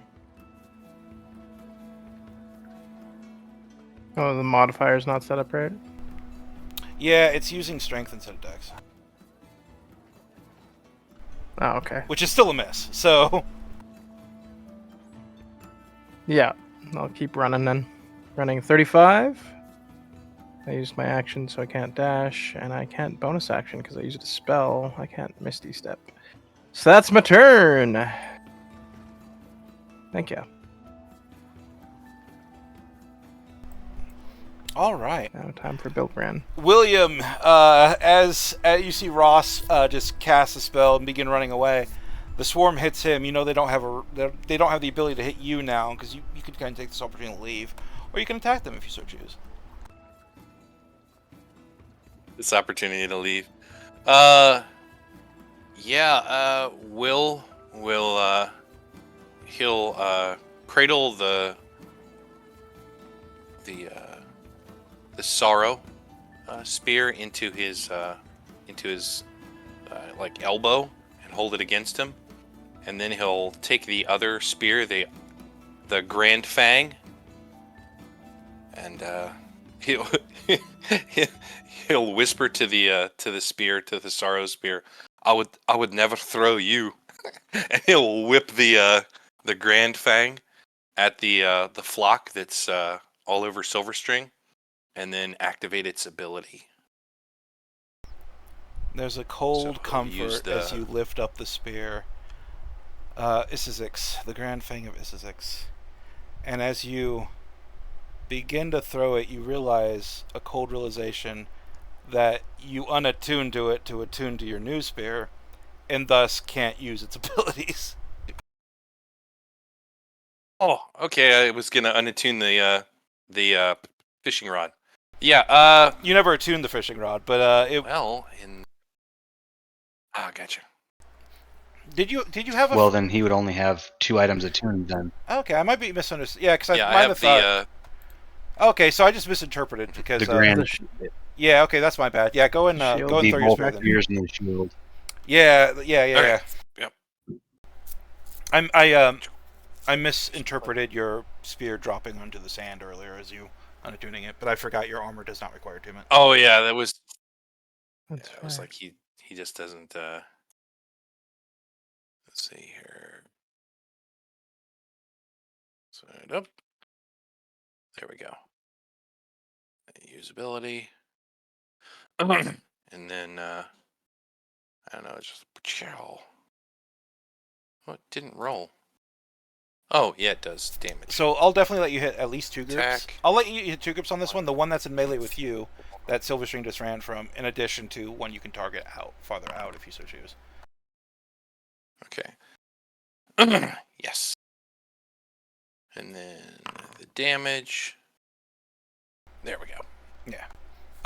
Do roll that again because you do have a creature in melee with you. So if you want to hit 2, you would actually be rolling at disadvantage because you're doing a ranged attack while within melee. Yes. Let's do that again.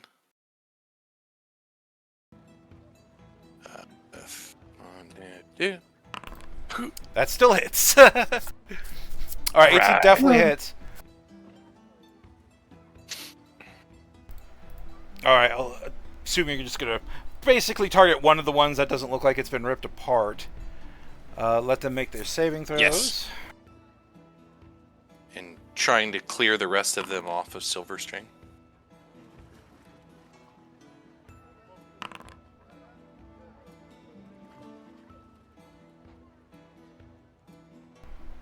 All right, DC on this is 15.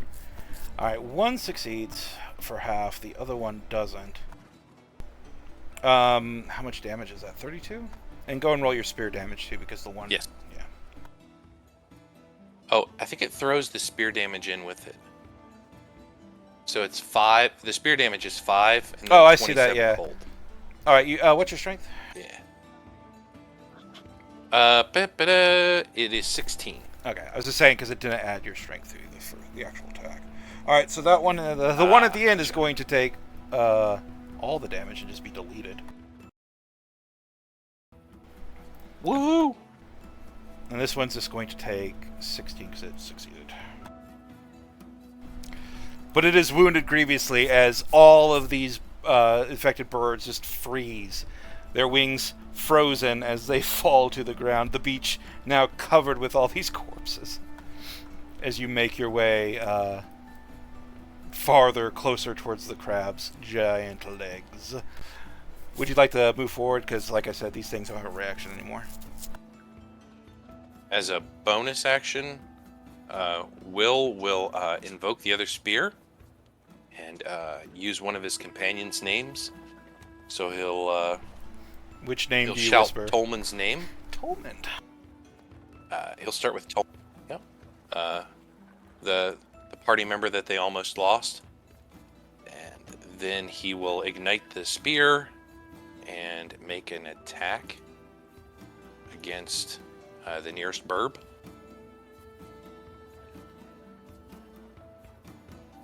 How about you, burb? Yeah, there's one still within melee with you. Plus. So 15? 15 hits, yeah. Alright, so damage. Chances are it's going to die. It's 2d6, yeah, for the fire? Yeah. Like I said, I'll make a thing for that later. I forgot to make one for the session. That's okay. It was unexpected for someone to be so foolish just to try that. Always an Awesome option. sauce. Yeah, So that's bonus action and both attacks. So yeah, he will just keep pace. All right, in a flurry of attacks, you dispatch 2 of the swarms, one at a distance and the one around you, freeing yourself up as you move closer. Closer to Silverstring, actually able to bypass him because he moves 35 and you can move 60. Or do you want to stick with your allies? I feel like I should get up with Toland. Yeah. Okay. Yeah, you could Because he's certainly. kind of on an island by himself. All right, and that will bring us to one of the few remaining Aether creatures.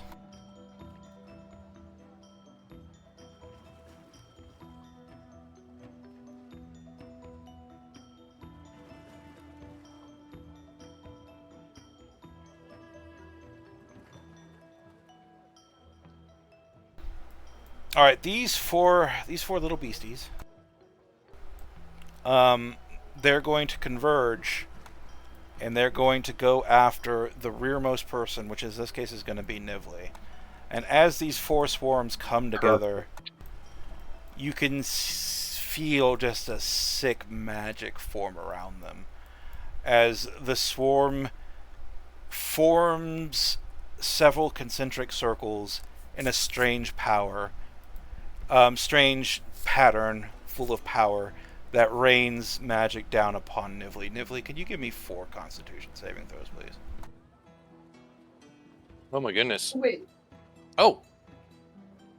Okay, just to they need to roll.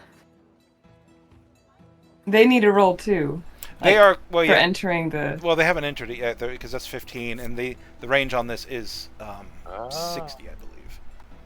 Let me double check real quick, because. Oh my god! Okay. Sneaky burbs. Sorry, the map is throwing me off a little bit. Yeah, their range on this is 60. Because they're not able to dash. Like these things would have to dash to get to you, so they're just gonna go down as far as they can, which is they can move 60. They were 80 away, which is conveniently 20 away, and then they're gonna rain their magic down. Okay.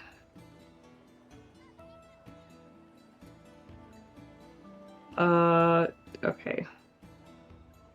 What the heck? Okay. Jeez. Alright. Here we go. I don't know what I rolled. That's a 12. What is your armor class? 12. What? No. What is your armor class? I said you rolled a 12. I know, that's what it says that my armor class is. Oh, because I took off my fucking armor. Okay, hold on. Oh, for the my boat. armor class. Yeah, for the boat. Assuming you would have put it back on. I mean, hope. yeah. That was the ideal. As you're running, throwing on bits of your armor. It is 22. Okay, only 1 creature actually hit you. I screwed up the order of operations for that. You only rolled 1 Constitution ability check, though, or saving throw. So that's fine, because I only hit you once. You do fail. So, okay. You're going to take 2d8 poison damage. Are you resistant to poison? No. Okay, so you're going to take that because it hit you. On a failed save, You're, you have the poison condition. You're actually resistant to all damage. She warp? Yeah, she warped. No, she didn't. She didn't warp. So She said she's she was saving resistant it. to all damage. Yeah, Oh!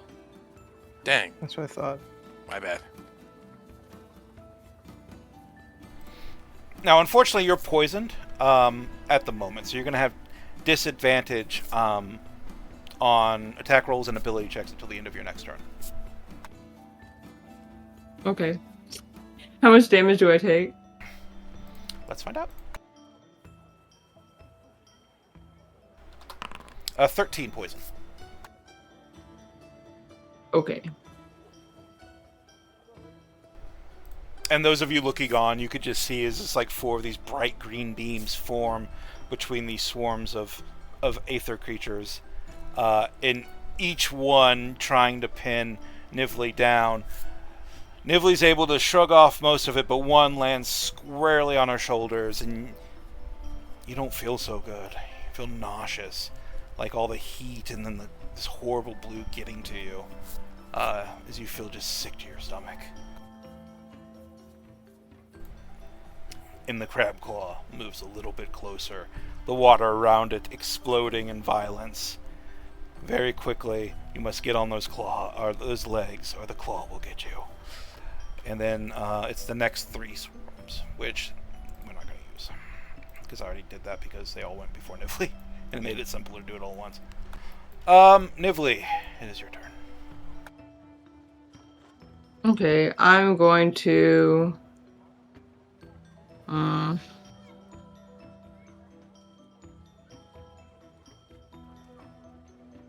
Okay, so what is this distance, by the way? Like, because that is not 14 feet. No.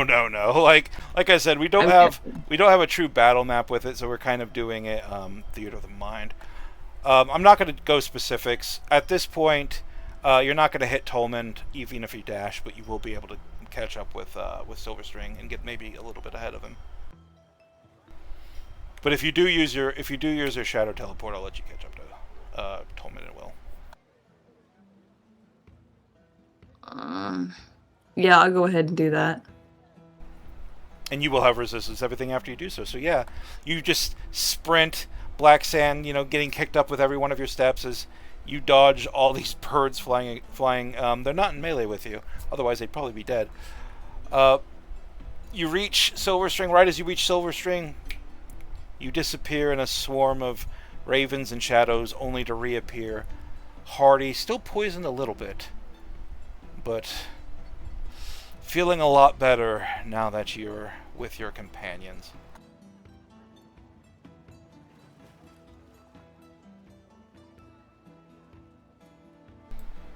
All right, that was your. Is there anything else you'd like to do?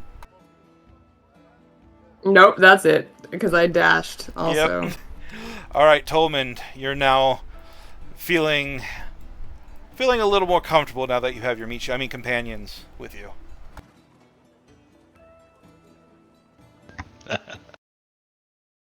They're not meat shields. They're friendly pads. So Tolman is going to cast Ray of Frost to try and slow the nearest group down. Sure.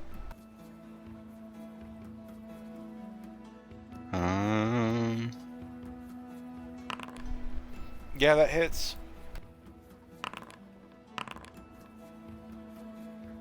Wow. That's a nice damage roll. That doesn't matter as long as you hit, right? They get slowed 10 feet. Wow. So a single, tiny, needle-thin ray of frost reaches out and just ties itself around one of these groups, one of these little swarms of birds. Not quite the impressive magic you thought you would conjure, but you are in a very high-pressure situation. And you don't even like this cantrip as much as you like your hand one anyway. As empowered as it is with the book. Wait a second. What is the empowered one with the book? Chill touch. Ah. Yeah, it does an extra dice of damage. An extra D8, yeah. Chilly touch, do 3D8. Oh. All right, you're within range. You can begin. You can get up to the base of the claws, but you won't be able to initiate climbing it until next turn, because it's going to be an action to start climbing it. Also, question about that. Since I cast a cantrip, could I technically Misty Step up? Just kind of Misty Step. 100%. Yep. Like we can 100% say there's a ledge, like up there that you can just Misty Step onto for sure. And then you can just begin your climb from there. I'm not going to, just to be clear, because I want to stay with the group, but I wanted to remember how spell casting works. Yeah, Cantrip, you can cast spell. You can't cast another spell. Absolutely. Yep. Okay. Got Kind it. of. Thank you. All the Unless same you area. action surge. Yeah. I'll just DM you. Oh wait, it's my turn up, isn't it? Mhm. It is. So Okie strange. dokie. All right. I'm lagging behind now, aren't I? You are suddenly the last compared to the person group. in the line. How far away are they from me? Like Not- 60-ish feet or like 30-ish feet? It's not far. We're just gonna say like you can just use your movement and you'll get there. You can either begin Okay. climbing the crab claws or you can try to attack the birds. Oh Jesus, I'm still on templates. How far away are the burbs?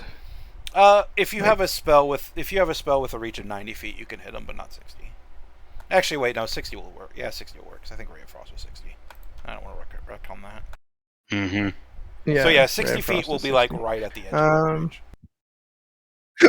Okay. Well, I got more shatter. I guess I could shatter. Do I want to shatter?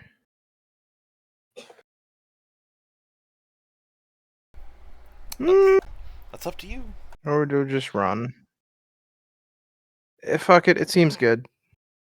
Bard's doing damage, man. That's what we're all about. All right. Hell yeah, dude. Oh yeah, 10. That's the kind of damage I'm used to. I rolled 2d20, had a total of 7. I don't think I made any of those saving throws. All right, the two closest Woo. ones will take 10.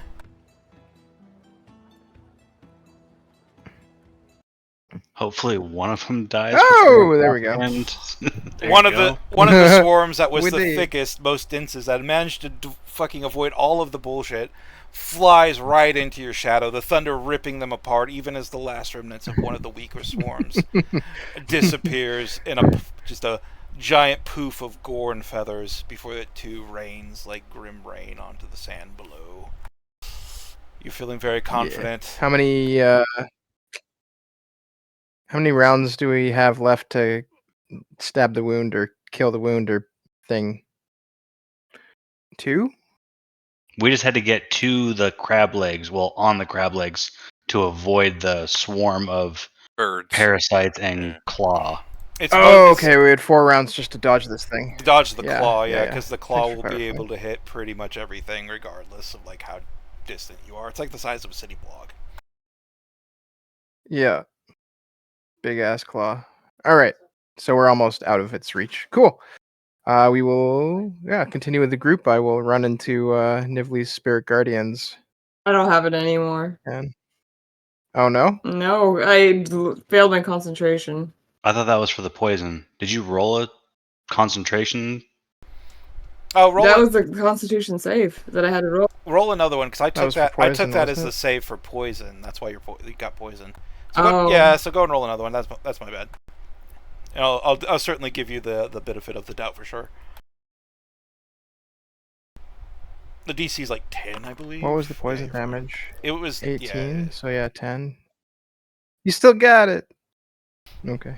Yeah, because I totally took that as You like had the the- saving throw, which is why you were poisoned. So my bad. Yeah, because when you said I failed, I was like, okay. I mean, Did you add the D4 for bless to your saving throw and your concentration check? Oh I no, didn't. nobody did. Well, the poison effect's Would it have made already a difference ended, on so the it wouldn't have poison? mattered anyway. Yeah. It is what it is for the poison. Yeah, and 'cause the it's- concentration we made, so it's the all po- good anyways. Yeah, the poison was the end of the next turn, and Nivlee had the turn immediately after, and just basically booked it. Bailed. Yeah, Bamfed. don't forget going forward. Yeah, okay. Yeah. Shame Thanks for on the me, I reminder. should have reminded you. All right, and you two can What do move you to have the now? you two All can right. move to the base of the legs, Silverstring. But it Yep. and you can move up it even a little bit because you don't have to worry about things like actually like taking an action to climb. Climbing. Climbing's Yeah. for peasants. Okay. Speaking of Run people who straight don't up need with to my climb. magic boots. Totally. William Brand, you are also William. blessed with the ability to not have to fly. I'm sorry, not have to climb because you have fly. My bad. So what are you doing? my friend? I will fly up with the group and kind of keep pace with them, but try to keep myself between them and the birds. Yeah, for sure. Spells. Do I have anything that's not concentration? Let's see. Command. Cure wounds. Detect good and evil. Everything else is freaking concentration. Sorry, going through this quick. That is the downside with a lot of okay. cleric theme spells. Oof. I don't know how well fire is gonna do, but I will throw a firebolt at this burb.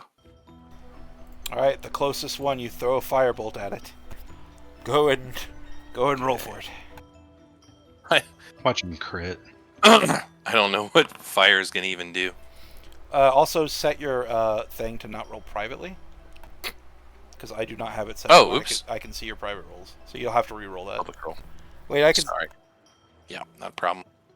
I was experimenting with the spear. 1d4. Phrasing. Oh, look, a 12. It's a 1 this time. Love it. Got screwed on the reroll. That's okay. Serves me right. Yeah, I couldn't even see what the other one was. I couldn't even We know if it don't hit know or that. not. So you had to roll a 2 to hit these, because they have an overclass of 13. So Hilarious. Love it. you watch as All your paladin friend just conjures a bolt of fire, just sends it flying out, and it goes wide. Not super used to the idea of casting spells yet. You're new to the game, so practice makes perfect. Absolutely. Yes. However, your firebolt crashes over the rocky All right. surface, and you fly a little bit up on the cliff just to kind of keep overwatch on your friends. Yeah, and then I just kind of stay near them to try to aid them in their climbing. Sure. All right. And the claw uses its third round to get closer. Fortunately, our Tolman rolled a 4, otherwise the claw would be hitting you now. But it looks like you might actually reach safety before it hits. But the claw continues, just ripping up chunks of island. Rocks rain down from everywhere around it. And still, it begins to it still shifts its weight, slowly pulling itself up to its full miles-long height. And then I'll just do the Aether chickens by themselves. They are 60 feet away. We've established that. They can move 60 feet. So they will be able to pretty much reach everyone except for, we'll just say Will and Silverstring are a little out of the way. So I'm just One of them moves a little bit slower, like one group. Because he got Freya frosted.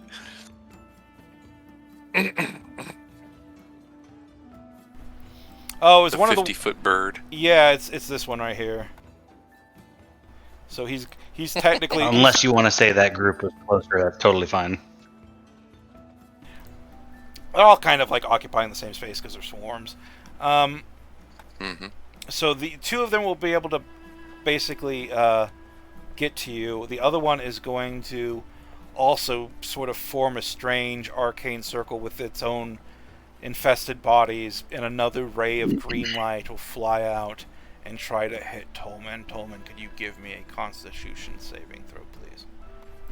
Actually, I would rather not. What's your Not armor my friend. I'm pretty sure I hit you.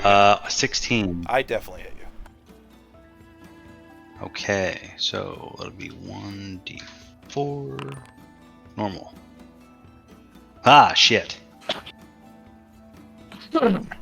Alright, so you will be poisoned to the next turn. Are you concentrating on anything? I am not. Alright, you take, wow, 3 on 2d8 I rolled 3. Yeah.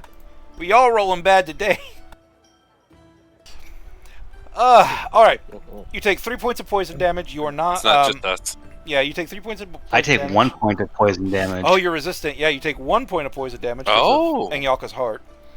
And also... Will that also make me resistant to being poisoned? I don't think it does. Poison condition. No. Yeah, it's the poison condition. That's up to you. I don't know. Like you just said, poison damage. So Yeah, it's just resistance to Yeah, poison. there's- Yeah, so it's just damage, I believe. You are going. Okay. You are going to be poisoned to the end of your next turn. specify it. okay. And then, meanwhile, the other two will reach in their swarms. So they come dashing in, fluttering with angry little wings, and Nivli and Tolman, they are going to attack you. Ah. Let's see, your armor class is 16, Nivli's is 22. Nivli, you do There's not... the Spirit Guardians going. Yeah, right? the Spirit Guardians will go and roll your damage for it. Hell yeah. Um, Might be just enough to save us. 3d8. I'm 24. hoping. We also have smooth. I will tell you speed, so I this. don't know if they'd be One able of to get these to them. groups has 6 hit points, the Rolling other group out. has 9. Ooh! You're rolling, yeah. you're rolling 3d8, so... So roll 18. or higher. That's right. And it's no contest. 3d8. Close. It's still a Ooh. chance. Fucking So one hell. is dead, regardless. 6 hit point one is dead regardless. Yeah. Well, the 6 hit point one rolled a 19, and the one with 9 hit points rolled a natural 1. So they just immediately, Nice. like, dumbly fly towards Nivli Go Nivli, and go. Tolman. These parasite-driven corpse boards just ignoring any sense of self-preservation as they dive towards you. And as they hit your spirit guardians, your spell is so angry as it radiantly just tears them apart. Their fucking parasites just shrivel and die, but the momentum carries them forward, and you're hit with dozens of bird corpses, you and Tolman, just falling against you limply, as not doing any damage. But you have like maybe this deadpan. I don't know if you have a deadpan look or whatever. Is just bird after bird is just like hitting you in the shoulders and head and side and shield, and just before they flop dead at your feet. Can I just lift my shield like an umbrella? And now Just even hold it above my head. you just hold it above your head and just like, and this is just the rain of bird corpses. Tolman, meanwhile, is just getting soaked in parasite-ridden gore. So you now have just covered in blue blood.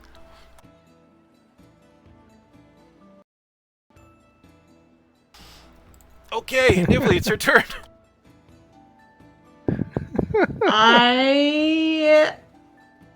Are we still moving underneath the claw? That's a good question. Oh yeah, What we do still need to your get up. what do your spirit guardians look like? They're very distinctly Fey, like they're not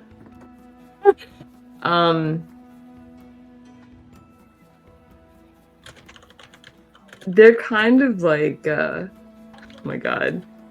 They have the same kind of vibe, I suppose, as gosh, what was that one movie? Galaxy Quest. Like cute little things that turn very, very vicious, like when the birds get within range. Like it These just things it looks like From Giggly Souls. yeah, the don't spirit feed them guardians after are very, midnight. very slowly rotating, Gremlins. and then it Nivli, becomes like razor blades of like a. I'm gonna pitch an idea, Nivli. Feel free to shut it down. You know the forest spirits from Princess Mononoke? The cute little like things that just twitch and Yeah. they look dumb? What about something like that, but the second they enter, it's just suddenly fangs? Okay. No, you can turn it down if you want, but that's just the picture I was getting. Yeah, that's fine. Awesome. So you're rained with corpses. Your spirit guardians tore these creatures apart with their tiny little teeth and tiny little hands. And now it is your turn to act.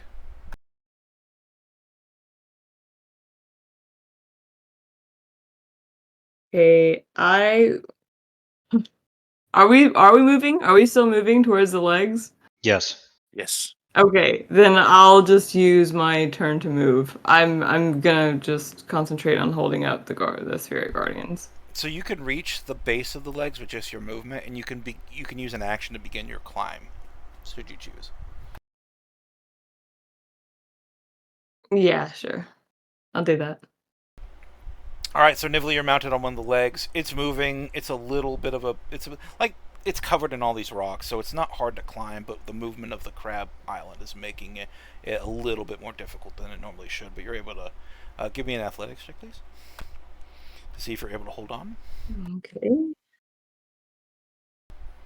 The DC is Silverstring's favorite number. That's a success. Yeah, you're able to easily grip on and you begin pulling yourself up these crab legs, but it's going to be a long climb. And Spirit Guardians is ready to defend you and your allies should it come to it. Tolmond, you're poisoned, but there's only one group of birds left. And they look as if at least partially broken. There's still enough to be an annoyance for certain.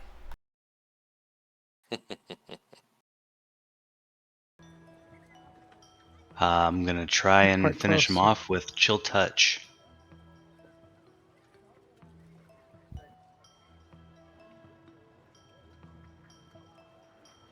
When poisoned, I have disadvantage? You do. Mm-hmm. Okay. Doesn't matter. Yeah, you easily Nice. reach out and go and roll the damage.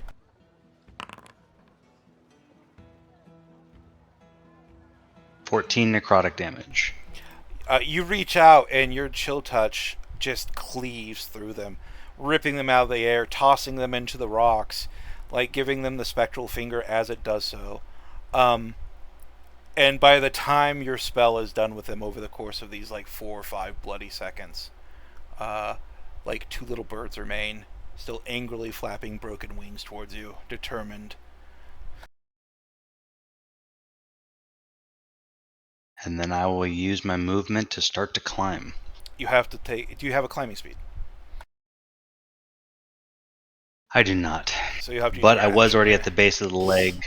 Yeah, it's still an action though to actually begin climbing if you don't have a climbing speed. Did not know that. Okay. We'll grab him. I got you. Yeah, I got you. Tolman's Okay. like, No worries. I've got you, Tolman. Thank you. all right, Silverstring, it's just you.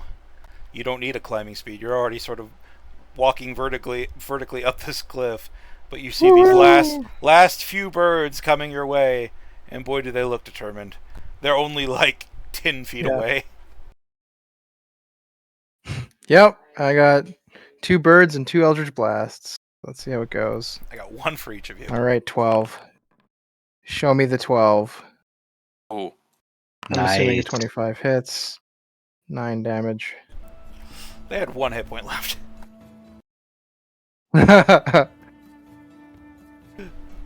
14 necrotic dealt, 15 hit points Yeah. remaining. And yeah, your 2 Eldritch Blasts just race out. It's not even 2. Like, your first one, like, you just get them lined up perfectly, and it just lances through both, and they fall, Nice. squirming to the nice. ground. I'm like, okay. And I'll continue to run up. Actually, nope, grabbing someone takes an action. Never mind. I'll just continue to run up. So at this point, we're going to use more abstract movement. We're not going to stay, like, exact. Like, I move 60 feet, I move 60 feet. We're going to treat this sort of like a skill challenge. Because as everybody makes their way to the base of the cliffs and the threat is removed, you're more easily able to begin your climb up these crab legs. The crab has, over the course of these few seconds, fully stood, though wobbly and shaky, on its legs. Blood is still flowing everywhere. More swarms of these birds are flying around, but they are vastly distant, and they don't look to have either noticed you, or at least they haven't been alerted to your presence.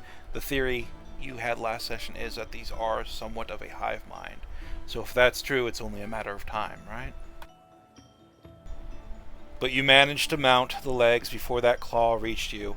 Instead of hitting you, it hits the ground you were on just a moment before, ripping it apart. It's as if, well, A giant crab claw just tore up the fucking ground. And it probably would have been incredibly painful, judging what it did to the topography of this area. And then you begin to climb. Those of you who can climb, are you actually grabbing anybody and holding them? You will be able to just move in concert with everybody else, should you choose. Yeah, I will initially lift Tolmond up and get him onto the leg, and then just sort of fly along with everyone To help out. Try to make sure they don't fall. Alright. So, those of you with a fly and a climbing speed, you do not have to make athletic checks. You essentially get to bypass most of the skill of this skill-based challenge. However, your skill is going to be helping your friends. So, I'm just going to basically let you roll to determine your help instead, or you can choose to give them advantage. I'll leave that choice to you, because some things you will be better at than others. Like if it's an athletics check, Will is the place to go, right? Or Nivli, because Nivli's got the gauntlets of ogre power, so Nivli's incredibly good at this as well. So, keeping us in initiative, Tolmond, you're being carried by Flying Will. You also do not need to make a check. Literally, I think Nivli is the only one that has to make an actual athletics check to climb. Sorry, Niv. That's fine. How are you navigating this thing as this crab not stands and is clearly going to begin moving at any minute? Are you talking me? Tolmond. This is Tolmond. I was mentioning Nivli was the only one who actually has to make athletics check, because everybody else can avoid it. Got it.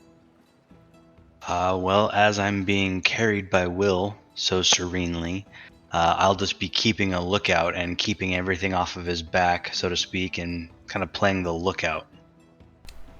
So carried as you are, you decide to take the Overwatch position. Now remember from our earlier skill challenge in the Gorgon Temple, every round of this you can't repeat the same skill. Everybody kind of has to use something different. So that'll be a fun challenge. Tolman, give me a perception check, please. Ooh. Ah! This will be our first failure. Fuck. Tolman, you're looking around in Overwatch. However, you can't, all of this earth and debris is just flying through the air from the effect of that crab claw as it's tearing up the island. And distracted as you are, and as just messy as everything is, you're unable to truly see if there are any threats approaching, though you do keep an eye out to the best of your abilities. Meanwhile, Silverstring, as you leisurely stroll up the side of these crab legs. Seeing Tolman kind of get distracted, I will attempt to deceive him that he's actually doing fantastic. Just be like, "You're doing great, buddy!" Leisurely stroll while he's struggling to climb up the thing. Yeah! That was awesome! You got this. And can I combo a deception roll with a bardic inspiration towards Tolman? You may absolutely do that. Go give me a deception roll. Fantastic. We love Here's Tolman here. Silverstring right here. Where Tolman stands here. You know what? Silverstring, for the first couple of seconds, as you look around, seeing somewhere in the vicinity of Jack and shit, you wonder if perhaps Silverstring is just gassing you up. However, he's not. You just feel this confidence enter you. You're feeling real good. Yeah, we're fighting a giant island-sized crab that's about to do God knows what, but you got this, and you feel inspired.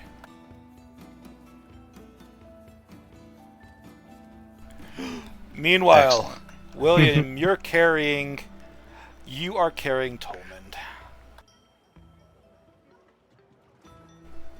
Now remember, Will, this is your kryptonite, because we should probably leave the athletics. We need to leave the athletic check to Nivli in this case.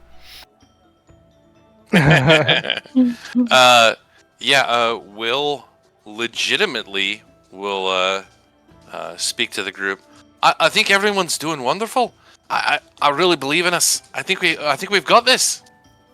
And I'll try to persuade everyone that we are doing well. The 1-2 punch of lies combined with just an uplifting speech. Yeah. Will has always been a little more optimistic than Silverstring, so tracked. His honest belief. We can do this. Yeah, sure we can, buddy. Disbelief. So you fell by 1. Oh. Oh no! And because I am the way I am, I don't know if I'm going to do Success failure at a with a cost. cost. I think I might just be like, what are you willing to sacrifice for success? I'm willing to sacrifice for success. Let's see. Well, you are carrying Tolmond, right? That's Yeah, fine. yeah. So, is the fishing rod too much? I think maybe it is. Maybe. I So, don't know. carrying Tolmond, Will is suffering under the strain, and he kind of pulls a muscle in his shoulder, and takes some damage. Is that an acceptable Yeah, sure. cost? All right. I don't know if it's going to be an acceptable You amount take of quite damage. damage. It's going to be 15. 15. Oh, good lord. That's a big muscle. Oh! The I'm cost. so sorry. Am I too heavy? Love it. There's a moment where you maybe. Oh! Uh-oh!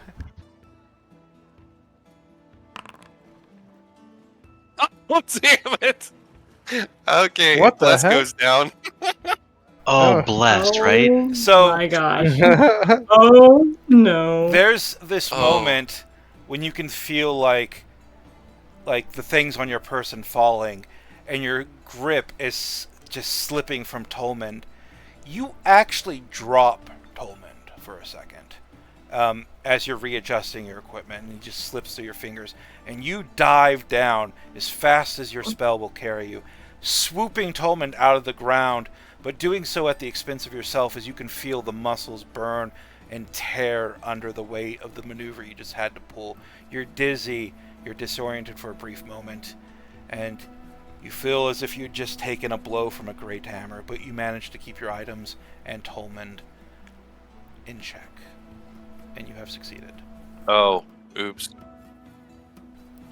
Gotta make it dramatic, right? Actually, yeah, let's see here. I forgot. However, What? doing so in that Oh, here it brief moment of chaos, your bless I forgot. does... Oh, wait, yeah. You do got the thing, right? Bless forgot saves that. itself. I forgot to bless and save itself. You feel bless slipping away from your mind. However, that familiar radiant feeling of your own spell wraps around itself, cocooning it from your mistake for just a moment. As bless is saved by bless Wouldn't itself. 10... Wouldn't 10 be high enough? 10 It is is. high, yeah. Like I said, he's It is about to now, fall away, yeah. but the bless saves itself is basically what happens. Oh. The magic Oh, the God. magic refuses to leave. And as you see this out of the corner of your eye, Nivli, you begin your ascent up the crab legs. By the way, I'm just gonna put the crab stuff at the end of the turn just for ease. Okay. Yeah.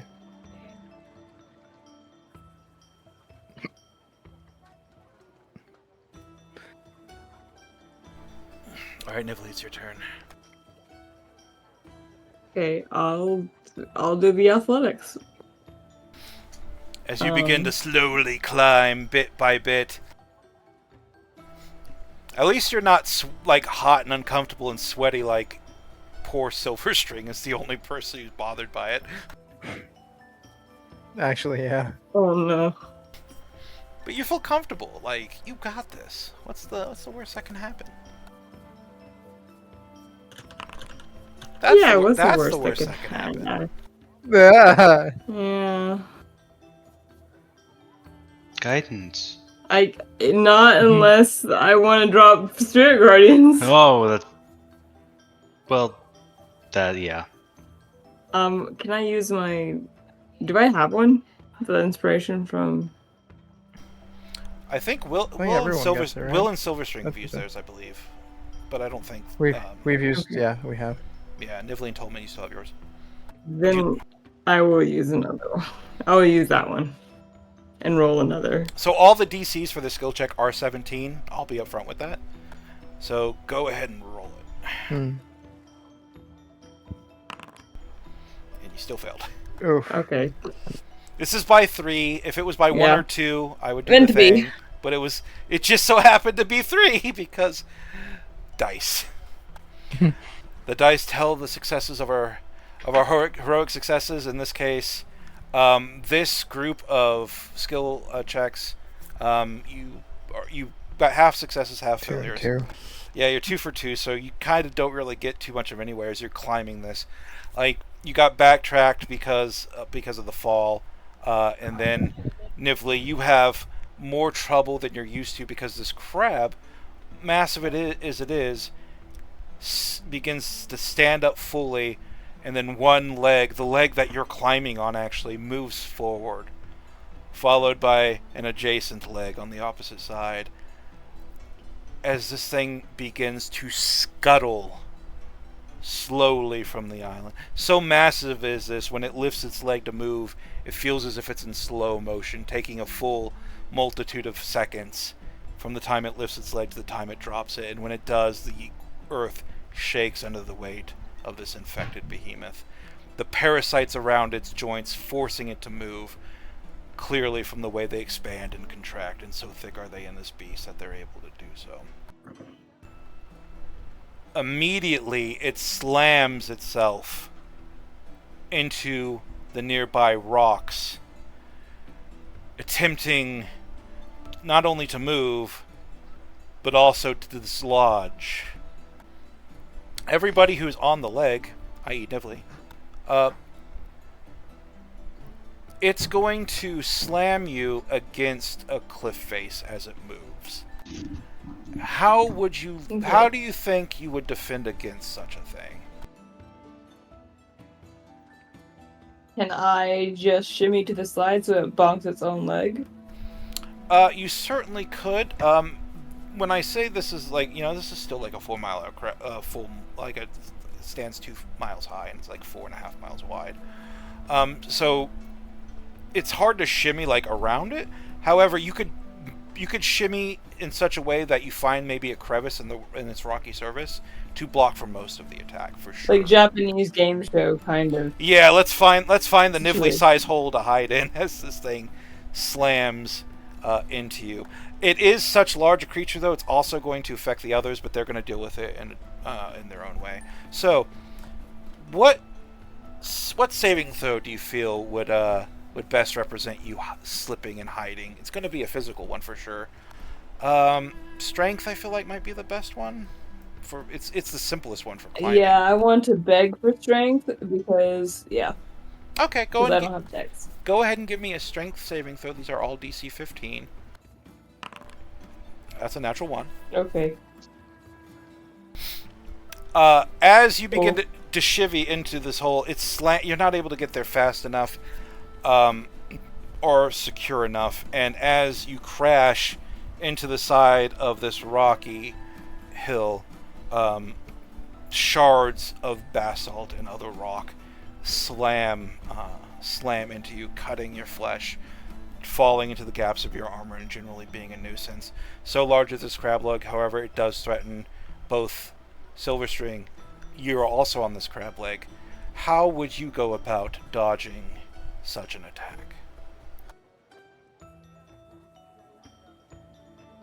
Ooh, it's at this point that I'd probably use my teleport, my once per day Misty Step.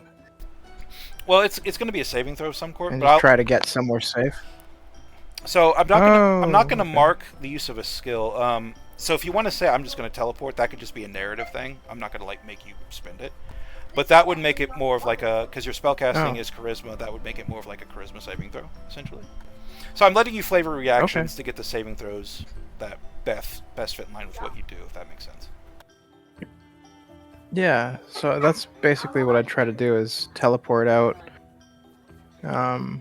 Just try to find a teleport to a space where I can like squeeze around it so that I don't either try to get around most of it or avoid it entirely. Absolutely. Go and give me a charisma saving throw. As you see what Nively's doing and try to do something similar, though you attempt to teleport directly into such a crevice rather than climb. Wow. Nice! What is wit? Oh, this is happening. That's 3 1s in a row. We even got a 1 on the d4. We sure did. We need to sage this die roller. Roll Yeah, a D100 to cleanse it. Nively, you are the cleric. For real. Could you please bless the die roller? Do you want me to roll a D100? D100? If she rolls a 1, I'm out. Yeah, Go exactly. for it. Roll Session over. Go roll a d100. Let's see how bad this is gonna be. It's slash R, isn't it? Yes. If it's sub 10, like we need to take No, a we're break. fine, Oh, we're there we fine. go. Okay. All right. Okay. Will, you're flying. Tolman, you're dangling. The two of you, you're still in between like the leg and the cliff. You have to get out of the way as well. So massive is this. It's essentially, think of like a New York skyscraper leg coming towards you. How do you get out of the way? And because you two are sort of together as one entity, I will let you choose one person to make the saving throw of your, and you can flavor that saving throw however you like.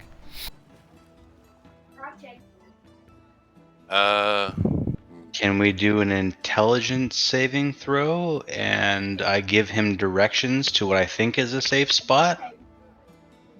Ooh. That could work. That works. All right, absolutely. Yeah. Give me an intelligence saving throw. As you immediately begin dictating, like, go here, go there. We still have bless, right? Yes. Oh! Tolman, you succeeded. Those of you who failed will take full damage. Those of you who succeed will take half. Oh no. That's everybody. No, Tolman succeeded. Tolman and Will succeeded. Alright, everybody except for Tolman and Will, so I based Nively and Silverstring, you take 15. Tolman and Will, you take 7. This is all just bludgeoning.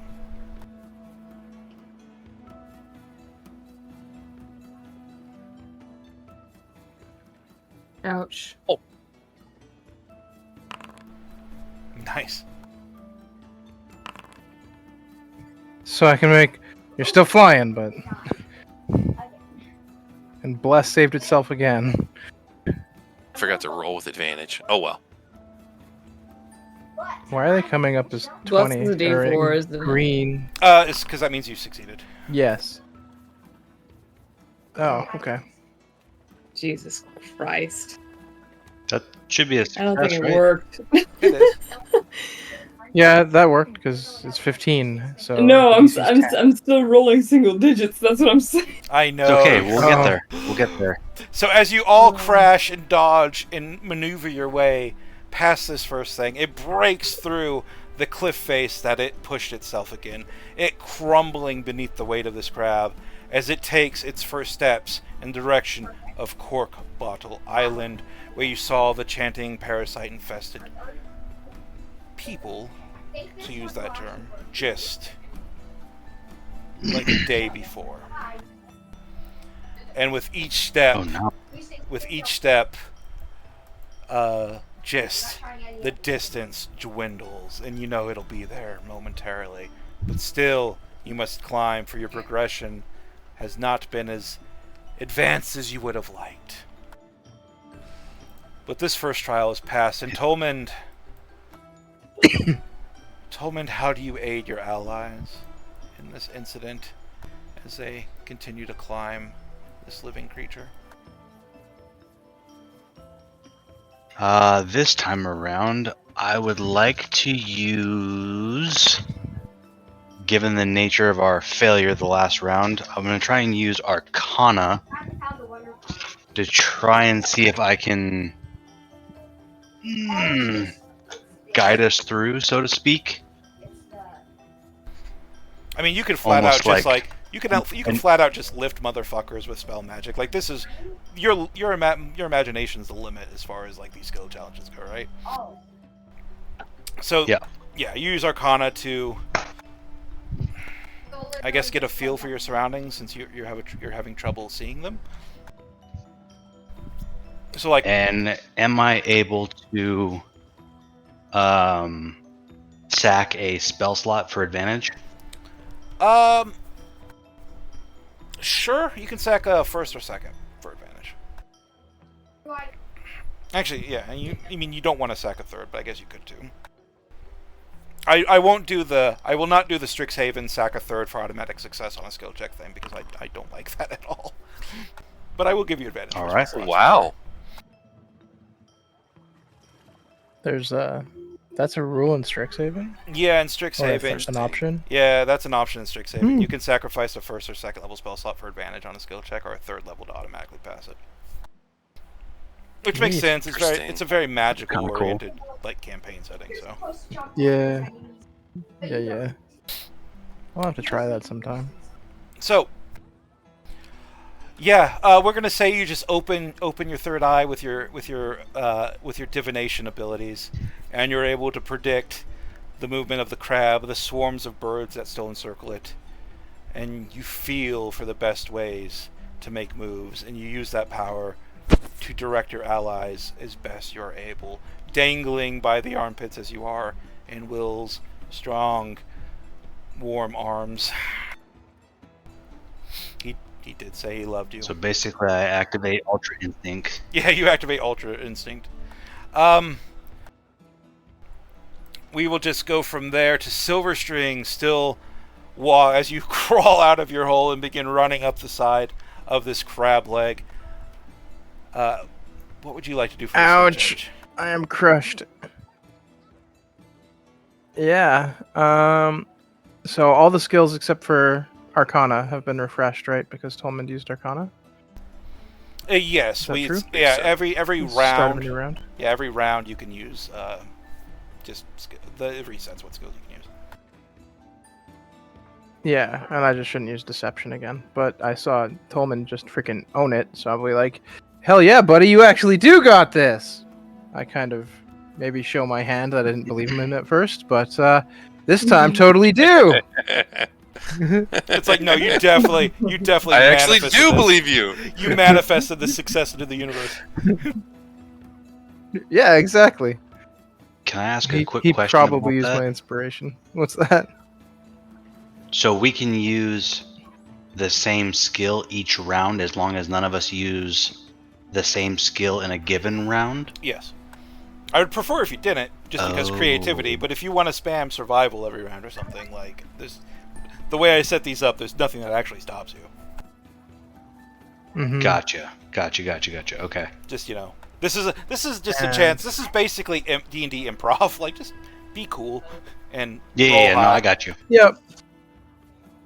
Be cool and roll high. Yeah. Yeah, if there's All any right. if there's anything yeah, so that makes you look try- like a badass, it's gonna be these skill checks. I'll try persuading, and then I will spend another bardic inspiration on somebody. Nivli. Thank you. Nivli. There you go. All right. And oh no! You I was so you fail close. by one. So, Yeah. I will ask you the same thing. What are you willing to sacrifice for success, if anything? You can choose to fail. Oh golly gosh! I want to succeed.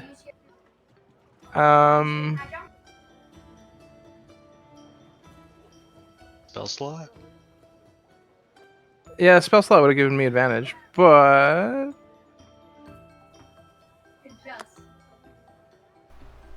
I have an- spellcasters in your I have spell an- slots. I have an idea. I have an idea An too. idea. If you don't Can I have one. sacrifice my climb speed Oh! for a period of time? Oh! You may. Describe how this effect takes place and why you lose your climb speed. I would more classify it as like a consequence of getting fucking wrecked, trying to teleport, and then getting crushed. Getting I'm hit by a running- skyscraper. Running up, and my persuasion is just enough. Like my belief in Tolmond has reinvigorated myself, so that like his success is making me help believe in my success. But I'm still a little bit of a broken man right now. Jeez. A little bit of a broken man combined with a non-perfect teleport leaves you a little bit of a mess. You don't take any damage, but you're mangled in other ways, as you're unable to draw upon that familiar power that allowed you such walking. You're temporarily disconnected from that aspect of yourself for the time being. Yeah. Ooh, I like that. Okay. Success at a cost. This is so cool. William, you've just seen your silver string recover, though not gracefully, but definitely recover from potential failure, using sheer will and determination. How do you aid your allies and yourself? Seeing these flubbed skill checks after he's expressed his like belief in the group, the influence of the spear kind of takes over, and he's like, "Quit fucking around! Get your shit together and let's do this!" And he will try to intimidate them into being better. Be better. Quit fucking around! Like your tone gets like a demonic undertint as like Gerveson like channels a little bit of self through you. And yeah, much like I was gonna say, much like a drill instructor. I don't know if you're a Marine or an Army or whatever, but like a drill sergeant / instructor, you begin shouting encouragement, very angrily at your companions, encouraging them to not fuck this up. Yes. Awesome. Very excellent. And finally, that will bring us to Nivli. You don't have to use athletics, Nivli, if you don't want to. Anything you can think.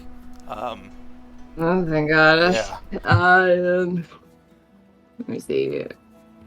I want to insight myself. Oh. Ooh. Are you searching? Do I for the really eye? believe this? You're searching for the eye of the tiger. Yeah. Can I really do more, this? More like, because I Does feel she like in this really? moment, with failing so many freaking times, like, find the part of her that is freaking out a little bit and just bury it into the ground. You partition your mind in such a way that you lock away all the fear, all the doubt that you've lived with your entire life. Memories of past failures disappearing, giving way to this need to succeed at all costs. Go ahead and roll it.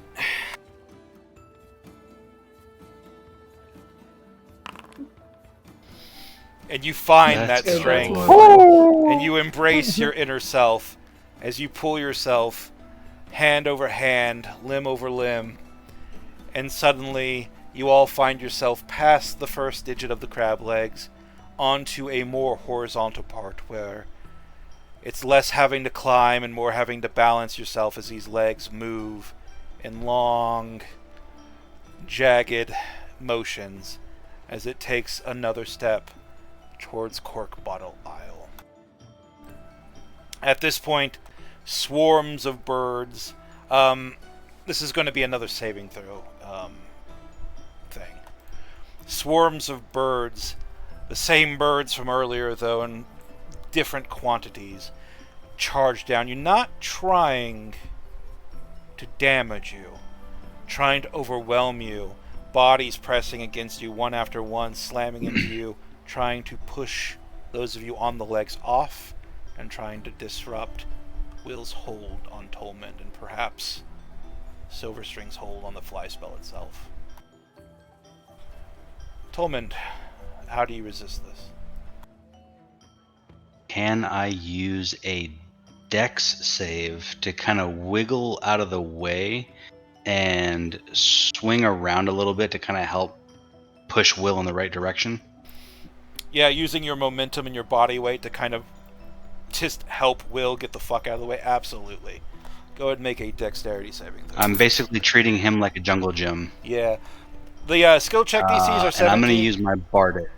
Absolutely. The skill check, well, I think you can use it. Can you use Bardic after you see if you fail? After the roll, but before you know the results. Absolutely. Yeah, go ahead and roll it, and then I'll tell you if you need to use your Bardic or not. And since it's a save, we get Bless. Aye. All right. Oh, I'm going to hold on to my Gucci. Bardic. Yeah, you probably could. Yeah, your momentum, like, it's such a beautiful thing. You're able to gently, not so gently, but you're able to acrobatically help Will navigate his way out of the way. Meanwhile, Will, as Tolmond is doing this, you're just along for the ride, buddy, because it's basically one saving throw for the group of you. We're going to let Will choose the next round. Nice. We are going to let Will choose the next round, because I think Tolman's done 2 in a row for your group. So we'll let Will do the next thing. Ah, sweet. Because he needs to be a badass, too. But yeah, you get that out of the way. Meanwhile, Silverstring, as you're running along the horizontal bit of this crab leg, it begins to shake violently as all these birds try to push you off. You no longer have the security of your spider step, so you know if you fall, it's a long drop. Yeah, I am gonna actually pull out my lyre and try to play a couple notes to make them discordant and discombobulate them so that I have a free path to move forward. Absolutely. Roll a perception check as your fingers glide across your brand new lyre. The song that dispels the blue mixing with your own chords as you sort of remix it, trying to part the sea that is these feathered birds. A perception check? No, performance, I thought, is what I said. Because it sounds like Oh, what you're doing. okay. I don't know if you ever saw if you ever seen like the Matrix when like all those robots like form one massive column and just overwhelm everyone. It's kind of like that, but with birds. Yeah. Could I do a lyre check instead? Yeah, it should be the same thing. Okay. Let's go. All right, so yeah, immediately this sort of remixed version of the Anyanka song splits them, just disperses them, and suddenly, as your hair, like, they split like the sea before you. So close are they as they divert that your hair whips around, and your clothes tug on your body just from the sheer force of all these hundreds of wings flapping at once.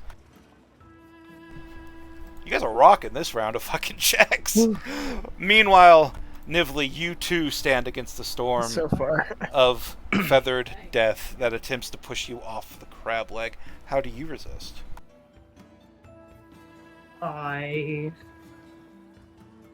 Spirit Guardians. You could just call upon your spirit guardians. I would for sure. love to use Spirit Guardians. You absolutely can. My monitor turned off. Hold on.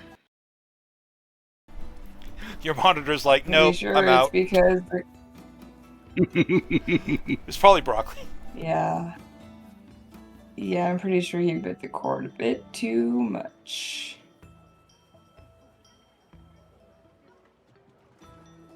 We can't use survival, right? You can use anything so long as you can justify okay. it.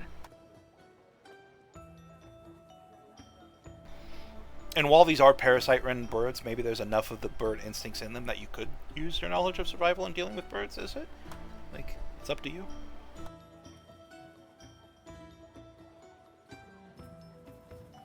I want to use a medicine roll to try to maneuver the spirit guardians into their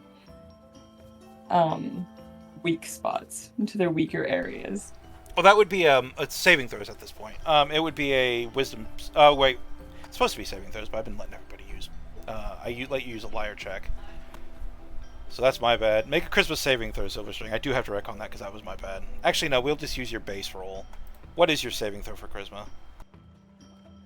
It's +8 as well, so it's the same thing thing. as my Yeah, liar it doesn't check. matter. My bad. Yeah. But you can certainly No use. worries, thank you. Yeah, you can use medicine as like a wisdom saving throw for sure.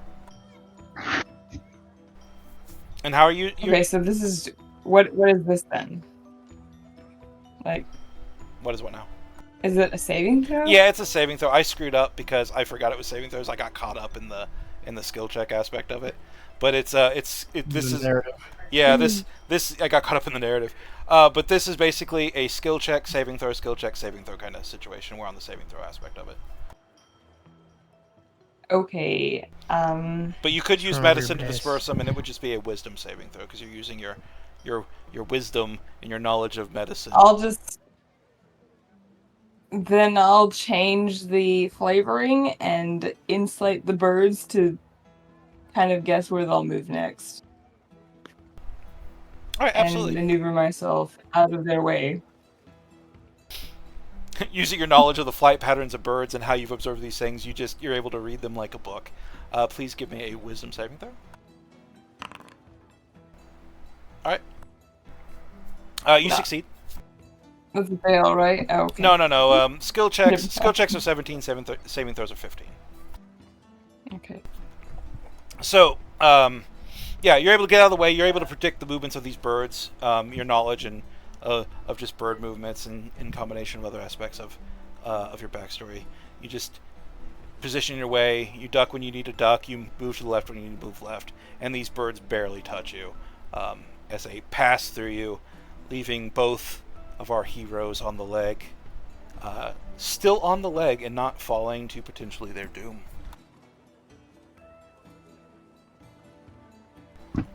All right. After this last skill check, you'll have traversed the rest of this crab leg and will be on the crab body, ready, perhaps, to enter the wound should you choose. You just have one more skill check and one more saving throw to go. So make it count, my friends. We're gonna have Will go first, because we have been relying on Tolman as part of that two-person group. So Will, how in this last stretch do you and Tolman both traverse and aid your allies in this last bit? This last stretch. Can he use my Will bardic? will focus all of the inward presence of his magic and his force of will into the spell, the bless spell, to kind of reinforce everyone around him, to try to push it even higher than it already is. So I'd like to make a spell casting check, like a charisma save. This will just be a I guess just a spellcasting check. Yeah, go and roll it. All right. So is it a charisma save or a spellcasting check? This will be a skill check. So you can form it into any of those skill checks you want, because a skill check is always probably going to be a little bit stronger than and just a base like attribute check. Gotcha. All right. So let's do persuasion then, and then let's see. Absolutely, you absolutely Nice. use your force of will to persuade your magic to move in the ways that it normally doesn't, enforcing the spell, giving everybody that last uplifting, holiest moment just before the eye of the storm that you're in. All right, you succeeded with flying colors, Will. Nice. All right. Well, I've got my lyre out. It was supposed to be a charisma save for the thing there. Whew. Getting a bit rough. Yeah, I could continue to play the lyre and just. But no, I don't like that. I don't like that. What do I want to do?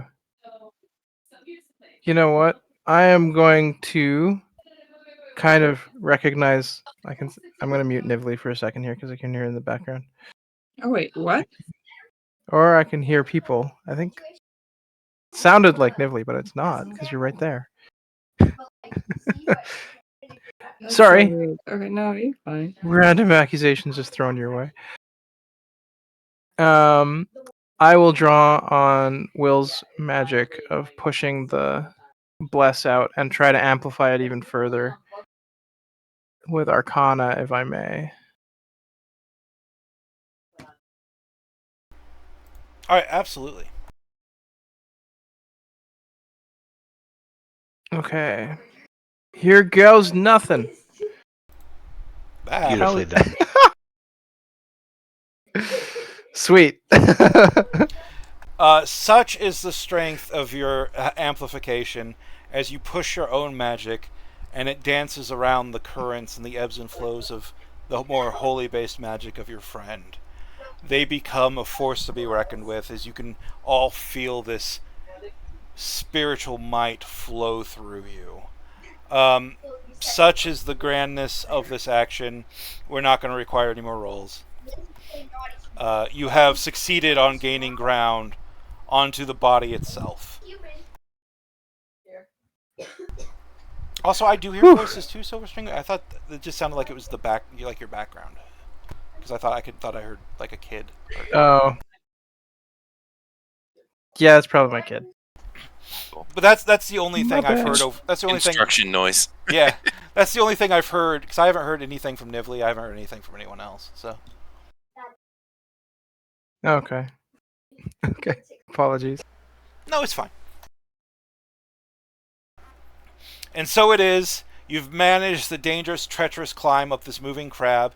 It continues moving towards Cork Bottle Island, just sheer minutes away. You don't know why it's going towards Cork Bottle Island, for you never truly investigated it. You merely saw all those chanting, parasite-ridden corpses, essentially, around it. Oh. I just thought, Cork Bottle Island. Oh. Now, I thought it was going for the demon. During this time, because we are moving to another fun little section of this, I will allow you 3 rounds of healing. So 3 spell casts from either one of you, or each of you, or 3 actions to drink potions, should you so choose. So you don't really, so just quickly go over that and just heal if you want to heal. Because you know what that means. We're about to boss fight. I'm saving my last 5 lay on hands points, and selfishly, I'm saving all my smite slots. Oh, absolutely. But yeah, if you have potions, if you have anything, now is the time to not be less than full.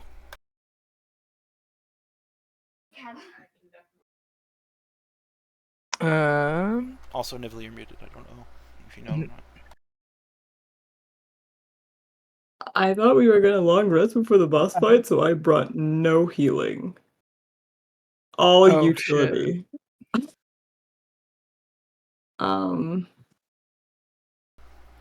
In my defense, I totally thought you guys were going to long rest on the Anglica's Island, but you guys never did.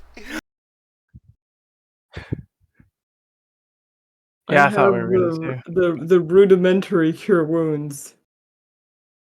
That's okay. You know why? You can use the bardic inspiration to add it to the cure. What? Yeah. Really? Yep, magical inspiration, baby. It is an optional feature. I'm not sure yeah. if actually. I'm not sure if. Oh, I'm fine with it. Chris. Okay.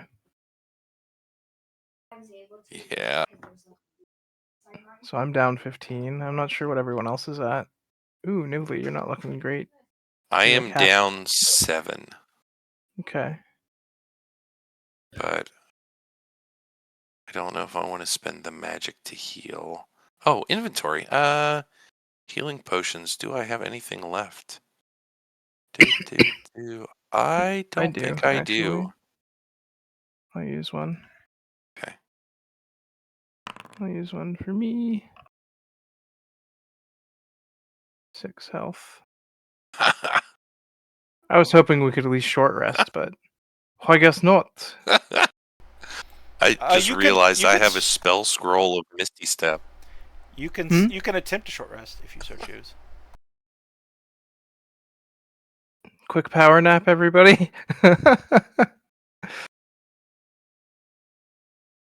That would really help me. Okay. Can Who's the try. lowest? Like, who's missing the most HP? I think Nivli Nivli, I is think. at this point. I have one last serving of Maddie's marmalade. Ooh, Oh, that's good shit. maybe if we fail short The resting, short you rest, yeah. just nom it really quickly. Yeah. All right, so there are birds swarming this area, constantly on the lookout, Mm-hmm. constantly moving. So how do we avoid the birds? I will bypass my short rest to try to protect the group so that they can rest.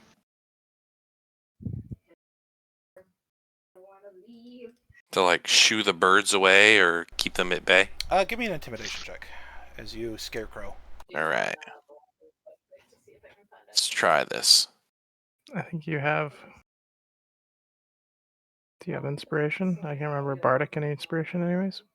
No, I think I used it Okay. on my fancy saving throw. Well, Yeah. Still doing great. Oi, fuck off. Leave us alone.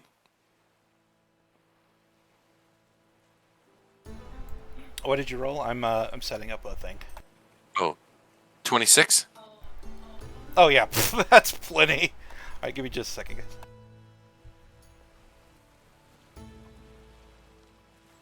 Get the fuck out of here.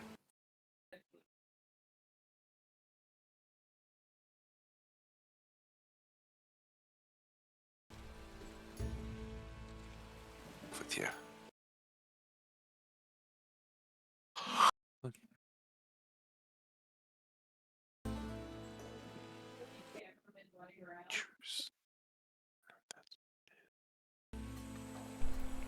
All right, you all take your rest in a hidden alcove, nestled in the still whole rocks of this moving creature island.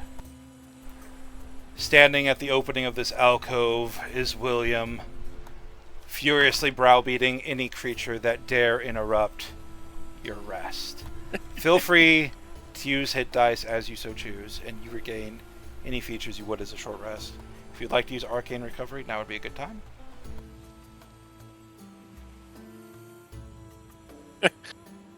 Tolman looking at you. Oh yeah, I already put it in the chat that I'm using it because I get my 3rd level spell slot back. Very nice. Oh, geez, Silverstring, you get like everything back on a short rest, don't you? Not my 2nd levels. Oh, okay. But like, that's okay. Warlock spells, your Bard inspiration dice, Yeah. No, short rests are Your- That's why I was like, please can we rest? your Hexblade curse. Yeah. and we must wait until Nivli turns their computer back on. I'm here. Oh no! Oh, okay. I just saw Hello? your You've got- message. You've got a screen again? That was ages ago. That was back a while. It was 4 minutes. I just saw the time. I'm not bad. All right. Ages. It was an age beyond reckoning. And so it is. You take your short rest, uncomfortable as you are, Silverstring. You play a song that soothes the mind of your companions. And once Tiny more, bit. you're on the trek across the crab's great shell. You've climbed up on the side closest to the wound, on the side of this head. And pretty soon you can see the steam pouring from that open wound. Every time the crab shakes, more and more blue blood oozes, and you can see the parasites writhe. Do you approach the wound?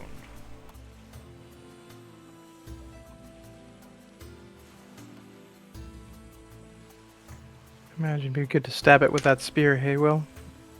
Oh, Right, you are. Oh, you're still a ways away. Do you approach the edge to see what's inside? Oh, yes. Ga- Is it filled with those disgusting worms? The blood pumps from the edges of the wound, from walls of flesh, attempting ever to regenerate. You can see as bits of shell and flesh reassemble itself. The constitution of this ancient crab still surviving even after all the infection, even after Gerveson pinned it to the island. It endures. And writhing across those fleshy walls, you can see the parasites feasting, ever attempting to dig further into the flesh, constantly rebuffed by the hot blood that pumps out and washes it away, only for those parasites to be replaced by even more, in a constant struggle of crab and parasite. In the center of this gap is a place where you can jump down onto a fleshy, uneven, pink floor. The flesh of this crab open to you, pink and blue mixing together in a colored palette that honestly makes your stomach churn. Bleh. But deep inside this wound, you can see movement. You can see the familiar teal and violet of creatures, and the pumping of a heart, and a fleshy sack of something. Do you jump down into the pit?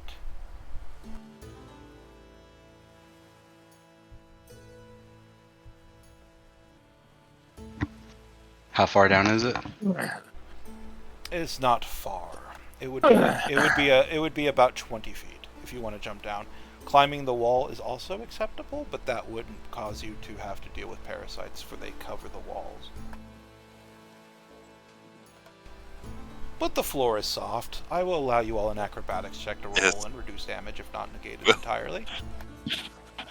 Will jump. Will is still flying. Do we try and destroy it? As a matter of fact, Will, Oh, you I could, think you Will's could, flying. Oh. yeah, Will, you could shepherd people down into the hole if you wanted. I think my flying wore off, though.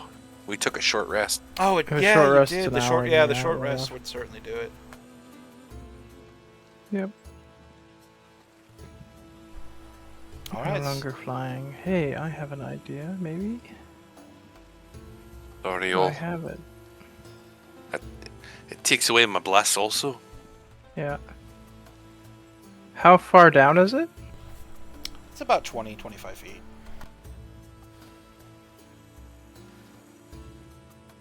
Okay. Can I create... it has to be medium or smaller. Dang. I was gonna create a sled. It could be. It could. Well, a sled for one person. Yeah, yeah, exactly. Which is like, that's not exactly good enough. Dang it, next level. Would have been perfect. Oh well. If we all just stood on one leg on the sled, then. It sounds dangerous. Yeah. And we all fall off and get consumed by parasites. Oh god. That sounds Wait! hilarious. Wait a second. Wait. We're trying to get across the water, right? No. No. No, I Alright, think we're move just on. jumping into like a pit kind of thing. So you're standing at onto the a edge. fleshy pink floor. Yeah, you're standing at the edge of the gaping wound caused by Gervison as he pierced the skull of this creature. Gotcha. And this creature is constantly trying to regenerate, but the parasites are keeping that regeneration at bay. Now you can jump down, but you'll be jumping down to the inside of the fleshy bits of the crab, past at least 12 to 15 feet of pure shell, pure armored shell, and into the head meat below. Head meat. Is the head meat liquid? It's moist, Or but it's nah. not. It's Okay. it's moist. It would be puddles, not lakes or pools. Understood. Okay. I retract my statement. Why, do you need water? No. Do you need liquid? No. If we were jumping into liquid, I have something for that, but I can pour liquid out of the alchemy jug. no. It's fine. Like, that would be a waste of a spell. Because it is a spell. I thought we were jumping into the water. Oh no, the Like, alchemy into jug's water. not a spell, but it's well, let me ping it, see if it. I can make 12 gallons of water. No. Okay, without being too meta, I thought we were jumping into water. So I was like, I have water walk. That way we can avoid the parasites. But I just mistook the situation. I will say that's all. this though. Okay. I will say this, so I don't come off as a bastard. This is the time where you might want to buff. Mm-hmm. Oh yes. Okay. Who wants Gift of Alacrity? You know. If you have any consumables that would help you, any scrolls, any potions, any spells, this would be the time. I have aid as well. I have my crappy spells. Let's see. I have bless. I can cast bless this time around. Bless is good. Yeah, it is. I have aid. You can give aid to 3 people. Give them 10 hit points. I can do Shield of Faith, or, well, Divine Favor would be on myself. It would be an extra D4 of damage. But Shield of Faith would be a little extra armor class there. Does anyone else want Gift of Alacrity? Go a little bit Oh, yeah. faster in initiative. Yeah, Okay. I would happily take Gift of Alacrity. Oh, I could burn my last 2nd level spell slot for aid. I have a 3rd level spell slot for aid. Oh, okay. Unless Nivli has it or wants to spend it. I don't know. I do not have aid. Okay. 3rd level spell slot for aid. Who's getting it? So okay, so we took a long rest, right? That part I missed. Short rest. Not long rest, short rest. Yeah. Short rest, Okay, yeah. well. These spells that I chose for. Selfishly, I will also take aid if you're giving it. Absolutely. You're the melee. You're getting it, Okay. Groovy. at the very least. We're gonna give ourselves. That's an interesting way of doing it. Oh, Tolman, do you want aid? Yes, you'd get aid. And then, Nivli. We'll give it to everyone but me. Your Excellent. HP In goes up by that 10. case, I will give Silverstring enhance ability. What ability thing do you want it to be? Dexterity would give an advantage on initiative, but that's not super needed. Constitution gives you extra temp HP. It does give you 2d6, I think, temp HP. Yeah. Plus, it would give you advantage on concentration saves, I think, or concentration checks. Yeah, I don't know. okay. I'm not sure. Something like that. Bull's Endurance. I think that's what it's called. You want Bull's Endurance? Sure. Okay. Yeah, I'm just asking, is that what you want? Because Yeah, I can only, okay. Because I can only cast a spell once. Oh, it's Because it's concentration. It's concentration, that's why. is it? Where is both? So these are There's endurance. There we go. Oh, it's advantage on Constitution checks. Man, and you know what? 2d6 HP. Keep it to yourself. You can keep that spell slot for something else. Yeah, I think it's second Okay. level can do something more. something better. Yeah. okay.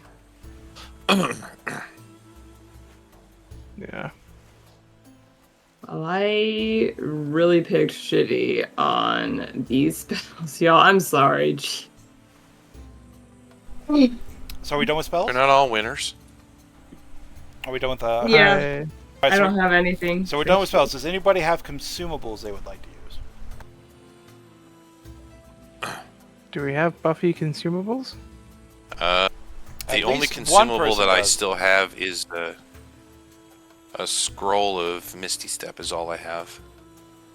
Consumable wise. Anybody else? Got a healing potion. I've been muted this whole time. Holy shit. Oh no. Okay, I just thought you were just Oh, being no. quiet. I was like, ooh. Yeah. No, so sorry. Quick question. Who has the... that's probably a bad question. One, we have the flowers, which give the effect of haste. Oh, For one turn, yeah.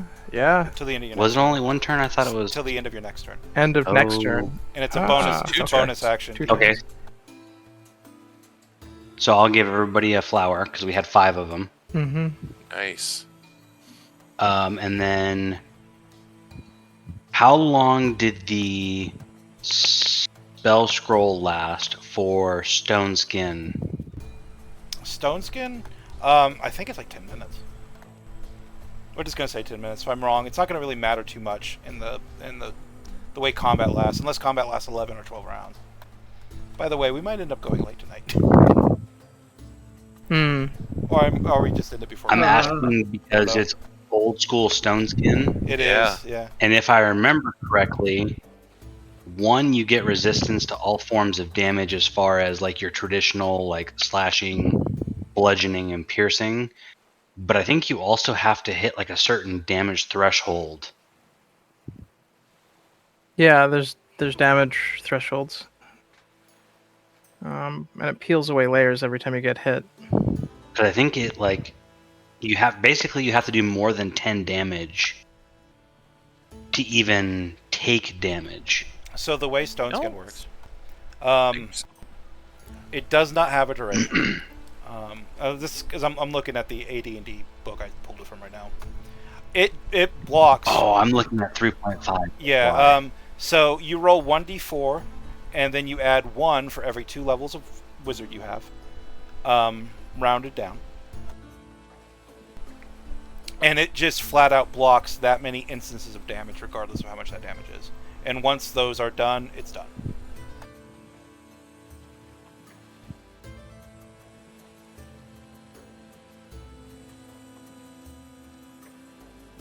Epic spell.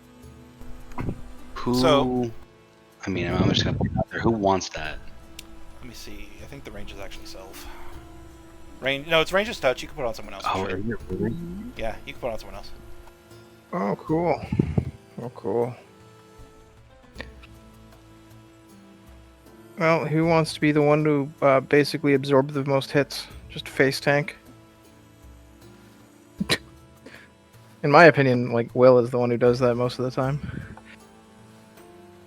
I was kind of thinking either Will or Nively, one of the two. Yeah. I'm sorry, for what? So Good. my Be ancient tanking. spell of sorcery, or my ancient scroll of sorcery, Okay. when I identified it last time, it gave me the ability to cast Stone Skin in older edition. And basically, I roll, what was it, 1d4, 2d4? It's 1d4 plus half your wizard level rounded down. Okay, so it would be 1d4 plus 2. That many instances of damage are negated, period.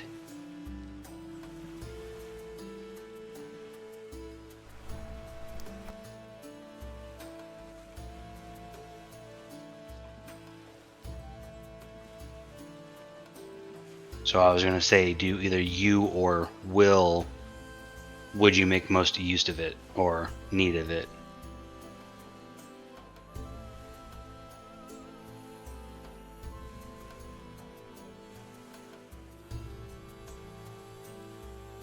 Are you there, Niv? Yes, I'm Oh. here. Sorry. Like, Will is frontliner though. Okay. But okay. Then I will give everybody a flower, and I will go ahead and cast Stone Skin on Will. Alright. Let me go ahead and roll that d4.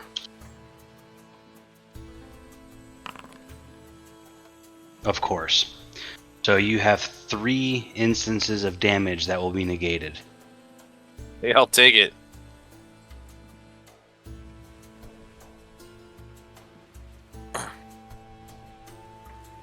I'll happily take it. What'd you get? 4? And you Or cast... 3? Sorry, 3. Yep. 3. And you cast Aid, so that's 10 extra health. Alright, who has aid? Did everybody get aid or just... Will, Nivli, and Tolman.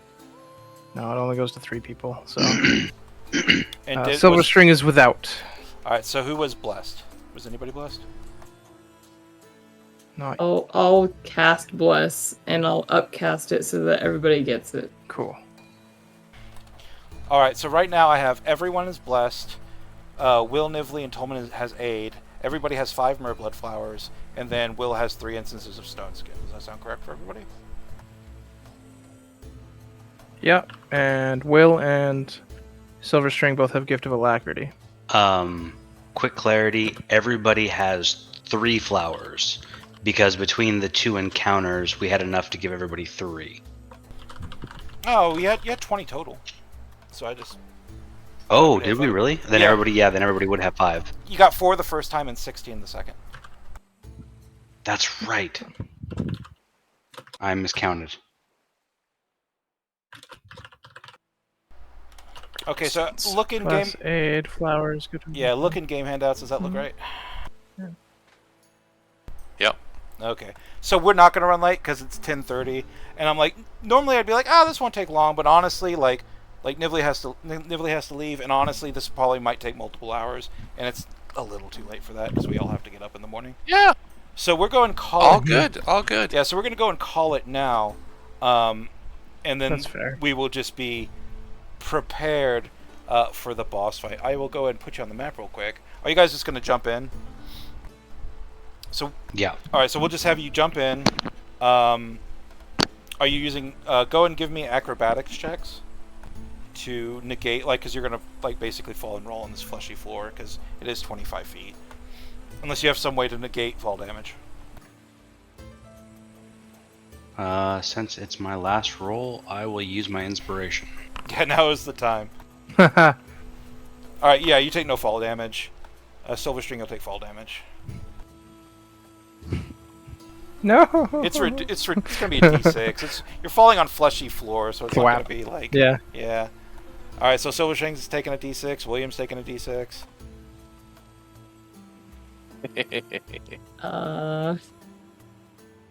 Dexterity save. No, just We'll basically Acrobatics fall check. in. And yes, you get more of my MS paint. And Nivli takes no fall damage. Oh my god. Let's go. That's Those- good, man. Those who do take fall damage take 2. So you take Okay. 2 hit points, and you land essentially. You're gonna Owie. see this. You land in a cavity that shortly leads into a brain that's perhaps a little too small for a creature this size. This fleshy cavern writhing with parasites opens up into this meaty fleshy sack. It is hot in here. Steam just Ooh, what are those fills things? steam Yeah. fills the air as just the heat of this body heat covers you. Those who are there will be heat damage involved. And then several parasitic creatures have taken up guard, 2 of which strikingly similar to those 7 monk-like anglerfish sort of min you found beneath the waterfall and were able to dodge. However, in the seat of the parasite's power, you get the feeling that not even the Anglica's song will work here, not this close to the parasite's goals. I believe your idea was to destroy the brain, and it is before you. And that is where we'll end our session, with you about to fight this massive creature's brain meats within its own body, surrounded by parasite-ridden guardians. 3 wolves you're very familiar with, and then 2 creatures you're not. And I will see you guys next week, because we're done with this session. Thank you. Yay!